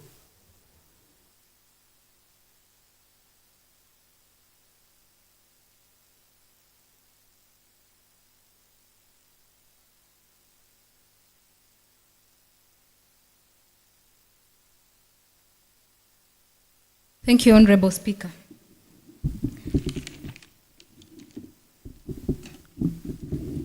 Honorable Speaker, as I give my response, I wish to also note that the intention of the board and the county executive is to ensure that we have quality education and also to take care of the interests of our people, whom we appreciate their representation by the House.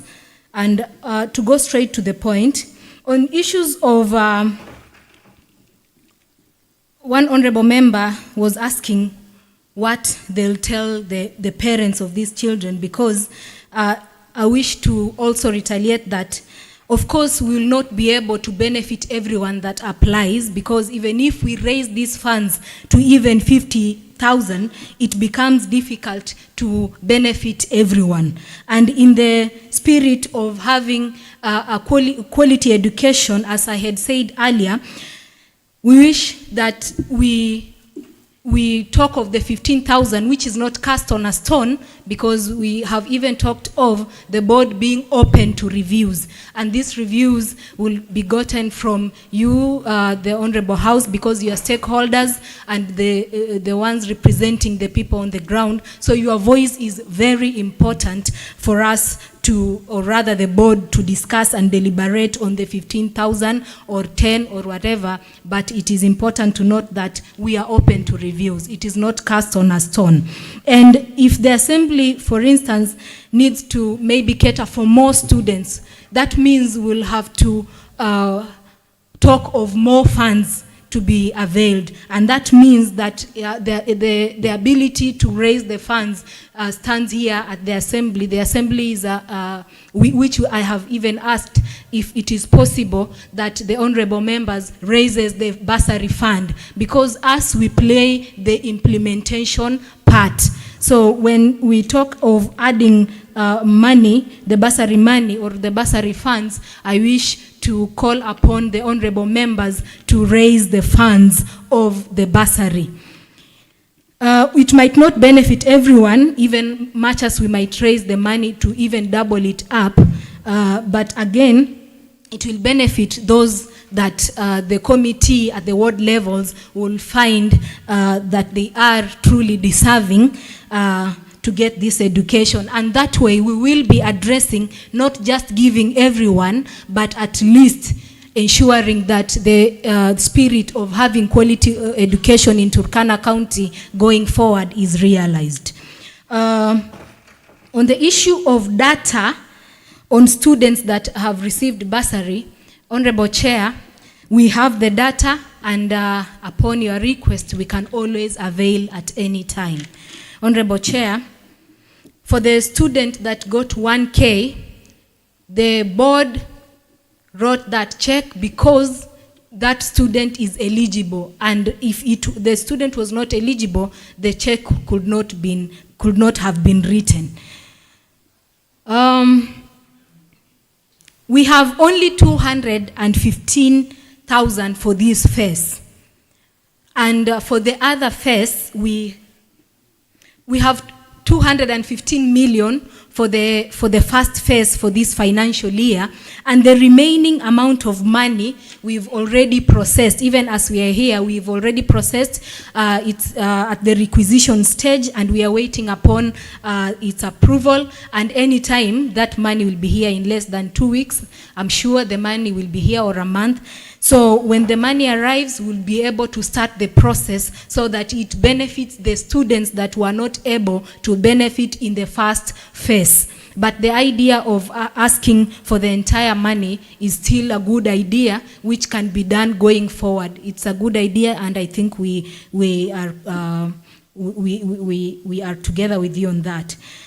The MCA for Kakuma Ward talked about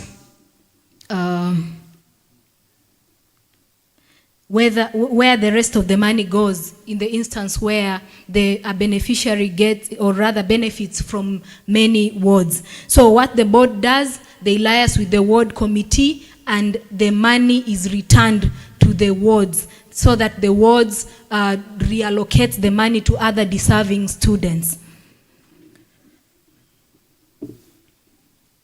Chair, I also wish to emphasize on this minimum of 15,000. When we say a minimum of 15,000, we are talking of not anything less than 15,000. That is what the board is trying to say, not a flat rate of 15,000. It can go even up to 100 or more, but at least not less than 15. Honorable Speaker, I agree with the Honorable from Lobokat Ward that truly we need to also relook into the Act, because the Act is not cast on a stone. It can always be revised. The regulations allows for that, so it is taken into consideration, and it will be looked at by the board. The accounting officer is the fund administrator.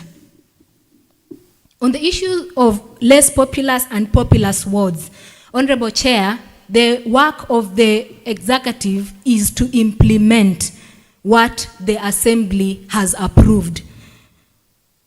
In the second assembly, it was deliberated on what are the populous wards, what are the less populous and the populous wards. And recognizing the fact that the Turkana County the Turkana County beneficiaries or school-going children have grown over time, there is need maybe to revise that so that the assembly can guide us further on the less populous and populous. We are ready to implement what has been approved by the assembly. On what the wards get in a year, it is not 10 million. When you look at the most populous wards, they get 15 million, and the less populous wards get 13 million annually, Honorable Chair, not the 10 million.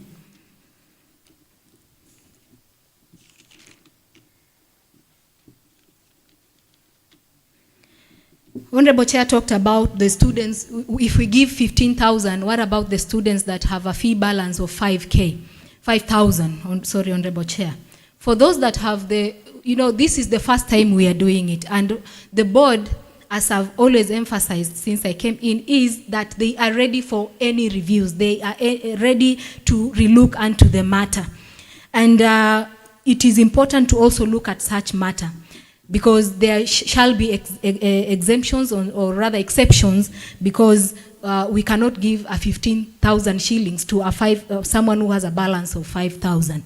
But going forward, because the board will look into that, going forward, the 15,000 per year, it will help solve the issues that are facing educational issues or challenges that are facing our children, or rather the students, the school-going students at the secondary level and the tertiary levels.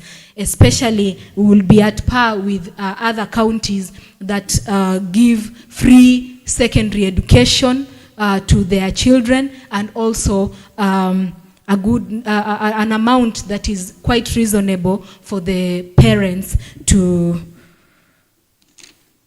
add on 15,000 Kenya shillings. So thank you very much, Speaker. Honorable Speaker, I have not had the response to my question. About the policy. Repeat your question, Honorable Nagmodo, so that the CC can get it. Honorable Speaker, I have not had the response to my question. My question was very simple. About do they have a policy which they presented to this House? Because that is the very simple question I asked. And probably you had, I cannot dispute what you had said. You had said that the issue of previous allocations, let's discuss it later. I think they may not respond on that other one. But the issue of policy, and finally probably value for money. If they had a discussion to bring value for money, I think they should bring it on. Honorable Mike. Thank you, Mr. Speaker. Mr. Speaker, when this motion was introduced to the House, I was the seconder, and maybe I want you to consider giving me more time because I was the seconder for this motion.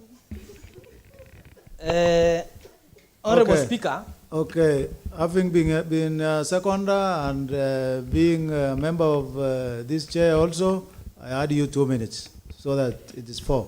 Thank you, Mr. Speaker. Mr. Speaker, first and foremost, I want to join the rest of the honorable members who have appreciated the County Executive Committee member for Education, Sports and Social Protection for the responses in regard to these concerns. Mr. Speaker, the disbursement of the ward bursary is guided by the Turkana County Education Fund Act of 2023 and the Public Finance Management Education Fund regulations. Mr. Speaker, looking at the response to question number 1, the CC has talked over the policy guidelines. Mr. Speaker, I want to emphasize on that point of, or rather concern of policy. I want to say the County Assembly of Turkana has not considered any policy to support the disbursement of the county bursaries, Mr. Speaker. Mr. Speaker, a circular cannot be equated to a policy, Mr. Speaker. Mr. Speaker, when the same board and the same county executive committee member missed the county scholarship, Mr. Speaker, they said they utilized the guidelines. Mr. Speaker, we are being taken in rounds. Mr. Speaker, they have again come up with what is called policy guidelines to mess up the allocations, Mr. Speaker. Mr. Speaker, for a policy, the policy has to be considered in this House, if there is any, Mr. Speaker. Mr. Speaker, I want to say Madam CC is misleading this House that they are using a policy to decide on the minimum allocation of the county bursary to the beneficiaries, Mr. Speaker. Mr. Speaker, there is a concern in regard to the Turkana County, the Ward Bursary Committee. Mr. Speaker, the act is very clear. the Act has established two structures. We have the county board and we have the ward bursary committee. Mr. Speaker, in the response by CEC, she alludes that pursuant to the Act, the ward bursary committee performs delegated functions as agents of the board, including Section 20 of Delegation of Powers, Mr. Speaker. Mr. Speaker, in the Act, the mandates and the roles of the ward bursary committee is clear. Mr. Speaker, and I think the last one is they do any other role that is delegated by the county board. But Mr. Speaker, when the last mandate is regarded as a core mandate of the ward bursary committee, Mr. Speaker, I see that is an insult, that is belittling the ward bursary committee, a committee that is well established in the Turkana County Education Fund Act. Mr. Speaker, there is no lesser committee. Those two structures, as established in the Turkana County Education Fund Act of 2023, they have a clear mandate. So I see the county board is trying to micromanage the ward bursary committee. So, Mr. Speaker, that has to be corrected going forward. Mr. Speaker, on question number 4 on the status of remaining funds and utilization of unallocated balances, Mr. Speaker, we are worried. And we have all the reasons to be worried, Mr. Speaker. Mr. Speaker, in the last financial year, the county executive supplemented the entire amount for phase 2, Mr. Speaker. So, and that is why our students are having even more problems, because the phase 2 amount was supplemented by the executive, Mr. Speaker. Mr. Speaker, the county bursary funds, according to the executive, is a low-lying funds, is a low-lying fruit. Because to them, those are like wasted resources. So anytime we have a supplementary budget, they usually target the county bursary funds. Mr. Speaker, I'm told we have the second supplementary budget. It's coming. And Mr. Speaker, I want to believe they still target phase 2 allocation for our bursaries, Mr. Speaker. Mr. Speaker, we have a very insensitive regime. If they can even borrow funds, Mr. Speaker, that is the reason as to why we are worried, because this regime can even borrow funds for our county bursaries, or they can even supplement. They are not ashamed to supplement funds meant for the needs of the education of our children, Mr. Speaker. Mr. Speaker, to add on that, during the budget estimates for the financial year 2025-2026, the executive had not budgeted any resources for the county bursary. If it were not for the Budget and Appropriation Committee, it's the Budget and Appropriation Committee that allocated 430 million for the county bursary. The county executive was not interested, Mr. Speaker. Mr. Speaker, the county executive was in support of the control of budget, because the control of budget had said the issue of disbursement of bursary is a function of the national government.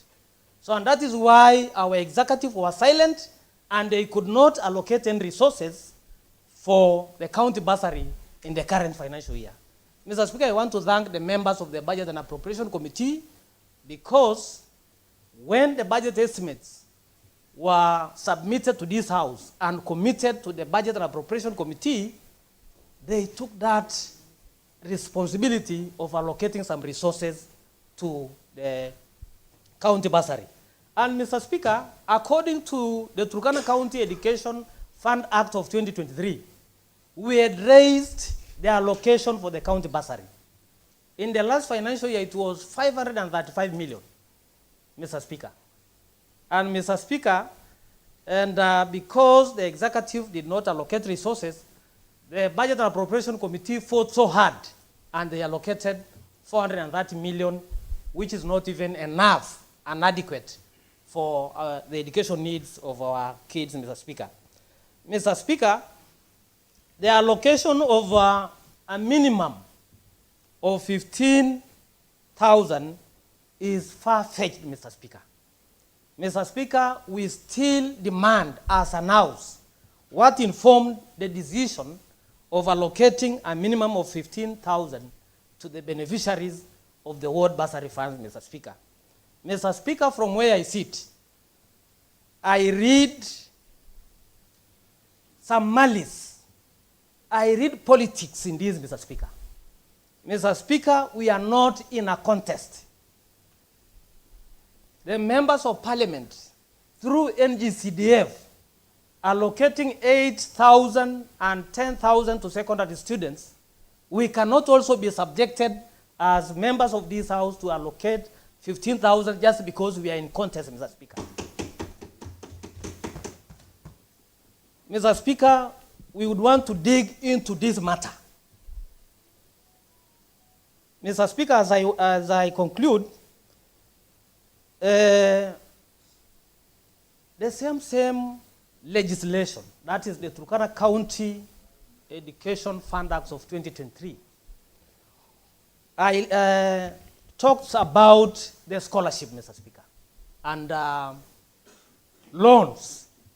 Mr. Speaker, I would want the County Executive Committee member to highlight to this House the new development of scholarship and loans. Because, Mr. Speaker, in the last financial year, this was not implemented fully because we had not passed a regulation, Mr. Speaker. Mr. Speaker, this House has already passed that regulation. What has happened to the implementation of the scholarship and the loans, Mr. Speaker? Mr. Speaker, I want to believe the ward committee for Nakale ward, the reason as to why they allocated 86,000 for one of the beneficiaries, Mr. Speaker, is because that beneficiary was pursuing a rare cause, Mr. Speaker, a matter or an issue that would have been addressed by the scholarship, Mr. Speaker. Mr. Speaker, I don't want to talk on behalf of the member representing Nakalale, but I have been, Mr. Speaker, I've been around, and I have some clear understanding of some of these issues. So, Mr. Speaker, if the scholarship would have been fully implemented, some of those beneficiaries would have benefited from that, Mr. Speaker. Mr. Speaker, phase 2, according to this response, the CC says in a response, the phase 2 allocation will be applied to accommodate additional eligible applicants who may not benefit in the first phase and address any unmet or emergency needs. Mr. Speaker, look at such a response, Mr. Speaker. Since when was this agreed, Mr. Speaker? Mr. Speaker,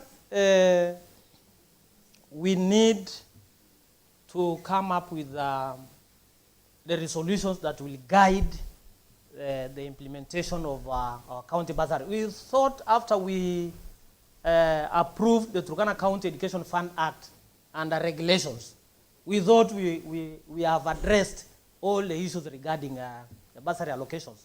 But there is a lot of confusion that is brought up by the County Executive Committee member and the board. So we need to give a clear direction so that issues bursary would be disbursed fairly without any interference whatsoever, Mr. Speaker. Mr. Speaker, with those are my concerns. And I want to thank you. Thank you very much. Thank you, Honorable Mike. CEC take note of that, but skills and scholarships will be responded on another occasion, not on this one. Chair Education. Thank you, Honorable Speaker, for giving me this opportunity. First, I want to appreciate and thank the CEC for Education and Social Protection and the board for their candid response to the requests of this House.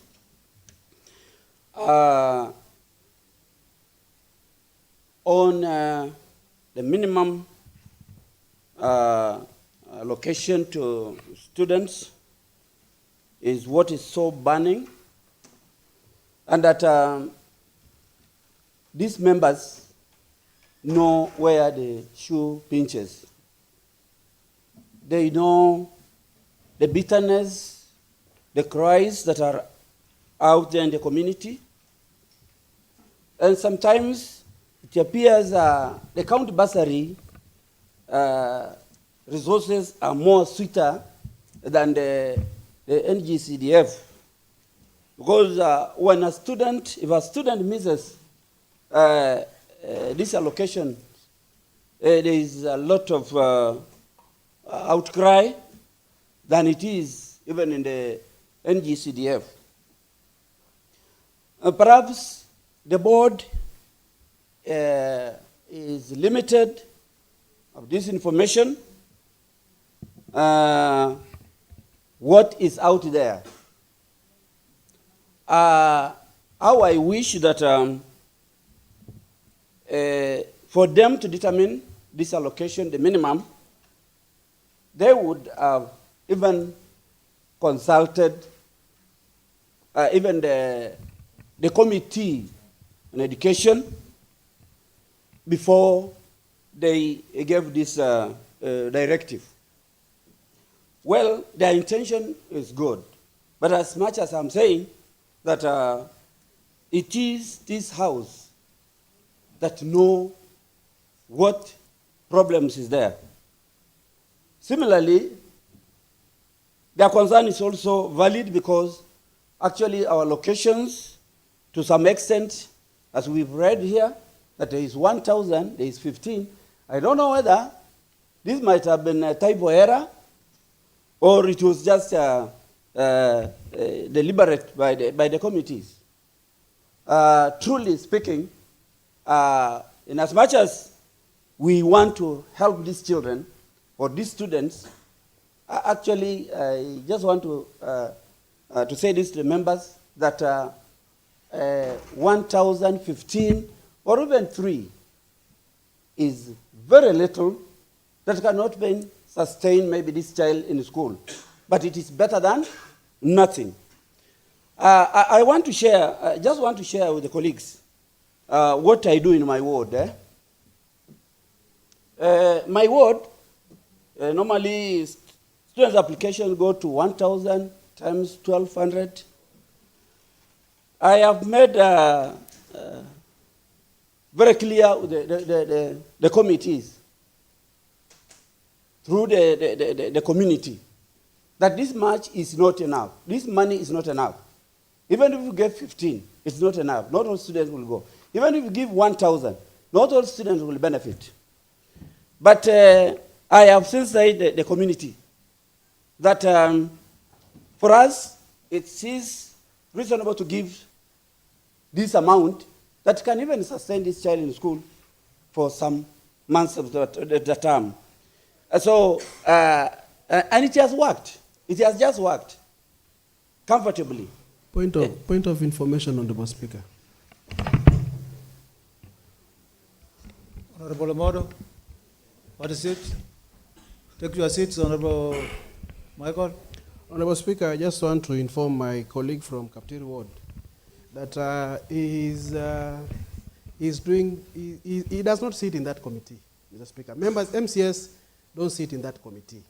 and so he cannot allude to this House that he has directed. So he should do the oversight role, the representation and legislative role, Mr. Speaker. It's unless he wants to confirm that he sits in that committee, Mr. Speaker. Honorable Omodo, do you know Michael is the chair of Education Committee in this House? Honorable Speaker, I'm definitely aware and informed that he's the chair, and he should ally to us whether he sits in the Kaptiri Ward Bursary Disbursement Committee. Okay. Thank you, Continue. Honorable Speaker, for that protection. It is true that I don't sit, but among the stakeholders, I also give guidance. So I just wanted to share this kind of experience that has not caused a problem. That per location, what the committee do is they have been giving a minimum of 10,000 to boarding secondary schools and 7,000 to day schools. So what we do is, as we sensitize the community, is that in the two allocation disbursements, serve this number. Then those that remain in the second disbursement, serve those ones. Start the number that did not benefit the last time. Honorable members, this has worked. I'm not directing you to do, but we share that if, but it is unfortunate that what you started, you must finish up. If what you have been allocating, if that is what is used and it has been very comfortable, let's go about that. Two, maybe also I suggest that perhaps we suggest what could be our minimum. What do we suggest as a house? Also so that we help, we work together. So what is it that can actually help the board also understand the challenges we have? What could be the minimum? Not actually, but not 15. I'm also disputing that because even I was giving the secondary 10, then the colleges 15, the university 20. It has worked so softly. Thank you. Honorable Kalima, you are mentioned somewhere.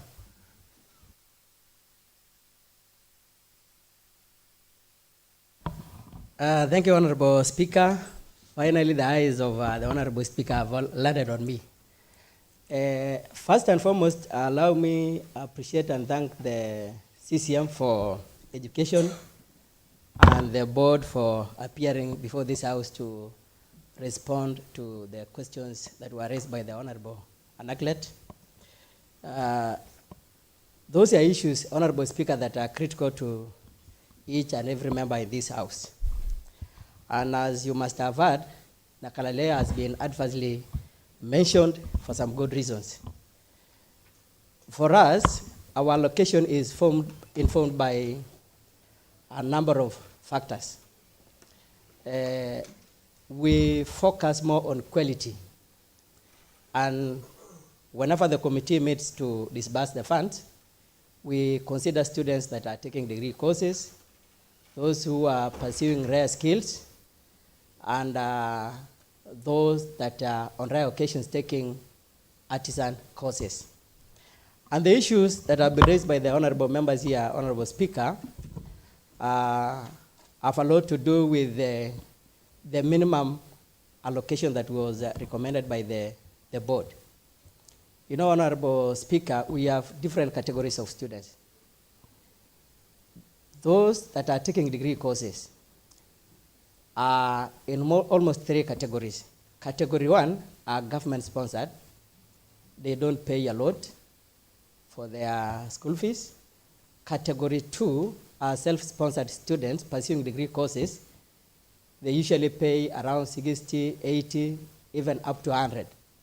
And category 3 are students undertaking certificate courses in universities, paying as little as 10,000. So when honorable members complain about the minimum allocation, we complain with the knowledge that 10,000 can be sufficient for someone who, for example, is taking artisan course. Artisan course is like now carpentry, masonry, tailoring, and all that. So such a student will require around 10,000, and even in some instances, they might require 5,000. So it will be illogical for the board and the department to set 15,000 as a minimum for allocation. That's why you hear all the uproar, Honorable Speaker. And then when we allocate also these funds, we look at needs and individual differences. All these students are not the same. Their needs differ, and they come from different family background. So when we allocate depending on their needs and by extension, even numbers. For example, Nakalale has a student population of offers 700. When you set 15,000 as a minimum, and you have 6.7 million to be allocated, when you give each and everyone 15, you will be taking care of around 446 students. So half of the student population will be left out. So it will be irrational for the board to set this as the minimum. On population, Honorable Speaker, I don't know what parameters you are using to measure population. Nakalele, for example, as we speak today, is the most populous ward. Some pregnant clouds have settled on Nakalale, and almost every resident of this county is now settling in Nakalale. And recently, when the committee was receiving the applications, we were receiving applications from a very huge number of students. And the committee was in dilemma on whether to allocate funds to all these students or to restrict allocation to only those that have been residing in Nakale for the longest time. Maybe my request to the department is that in future, consider Nakale as one of the most populous wards, because the people who have already settled there have shown to me that they will take their voters card there, they will reside there, and so you expect those numbers to rise. As I went up, Honorable Speaker, we have had instances where members of Parliament have been launching bursaries, some of which have been non-existent. So will there be a time for us, as the honorable members for this House, to also go and launch these bursaries? Because it is now becoming a critical issue that will now gauge whether you will be elected or not. I think it is about time that we are also allowed to go and launch these bursaries with the department. Finally, Honorable Speaker, maybe one issue that maybe the department will require to respond is whether there are specific sections. Honorable Dedan, you can pause as I give this time to the leader of majority. Thank you, Mr. Speaker. Mr. Speaker, I wish to move a procedural motion that withstanding the provisions of Standing Order 35 to this House resolves to extend the sitting till we conclude the business in the order paper. So, Speaker, we are interrogating on a very, very critical issue that touches on bursary of this county.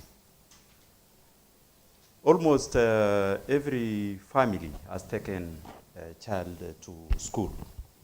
And so we are engaging on a very serious matter. And so we require an extension of time so that we conclude this matter to the end. We require approximately 1 hour so that every member of the House contributes to this debate to its conclusion. because it touches on issues of school fees, issues of management, and issues of the board that is so pertinent. So we need extension of time so that we conclude this issue to the end. Those few remarks, Mr. Speaker, I wish to call upon the Honorable representing the people of Kalokol Ward to second this procedural motion. Thank you, Mr. Speaker. Thank you, Mr. Speaker. Mr. Speaker, I rise to second the procedural motion on extension of time in regards to the matter that is at hand. This is a matter of county importance because we are discussing a matter that is concerning our students and the education for that matter. So, Mr. Speaker, we need to deliberate and see how best we can conclude. Thank you. Honorable members, I now put the question that I propose the question that this House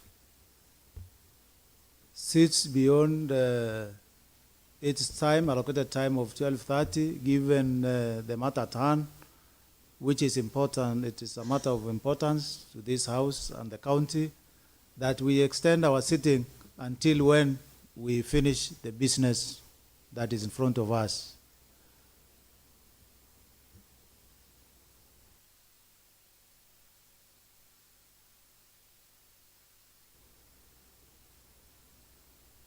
Proceed. Thank you, Mr. Speaker. Mr. Speaker, it's not as if we are against.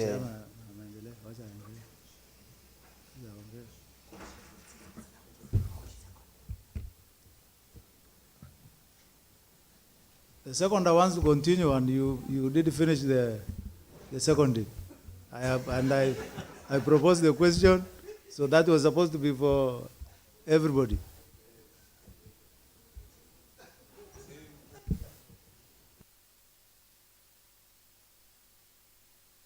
I have another request. The CC has something urgent to attend to, maybe in 5 minutes.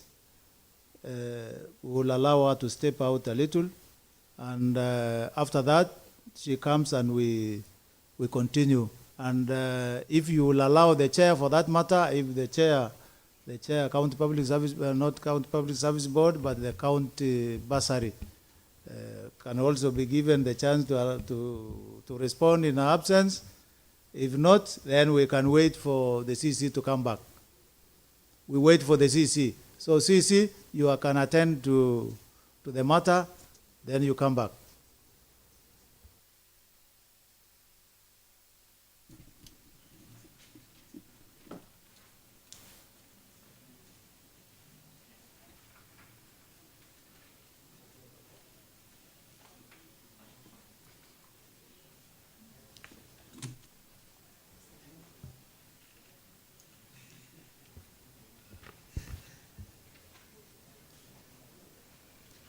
Honorable members,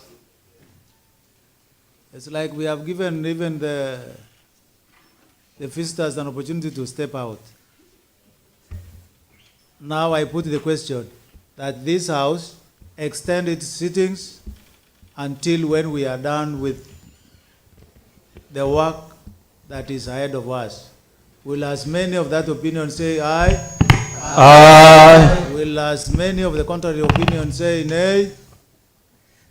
The ayes have it. Now we can relax within as we wait for the CC.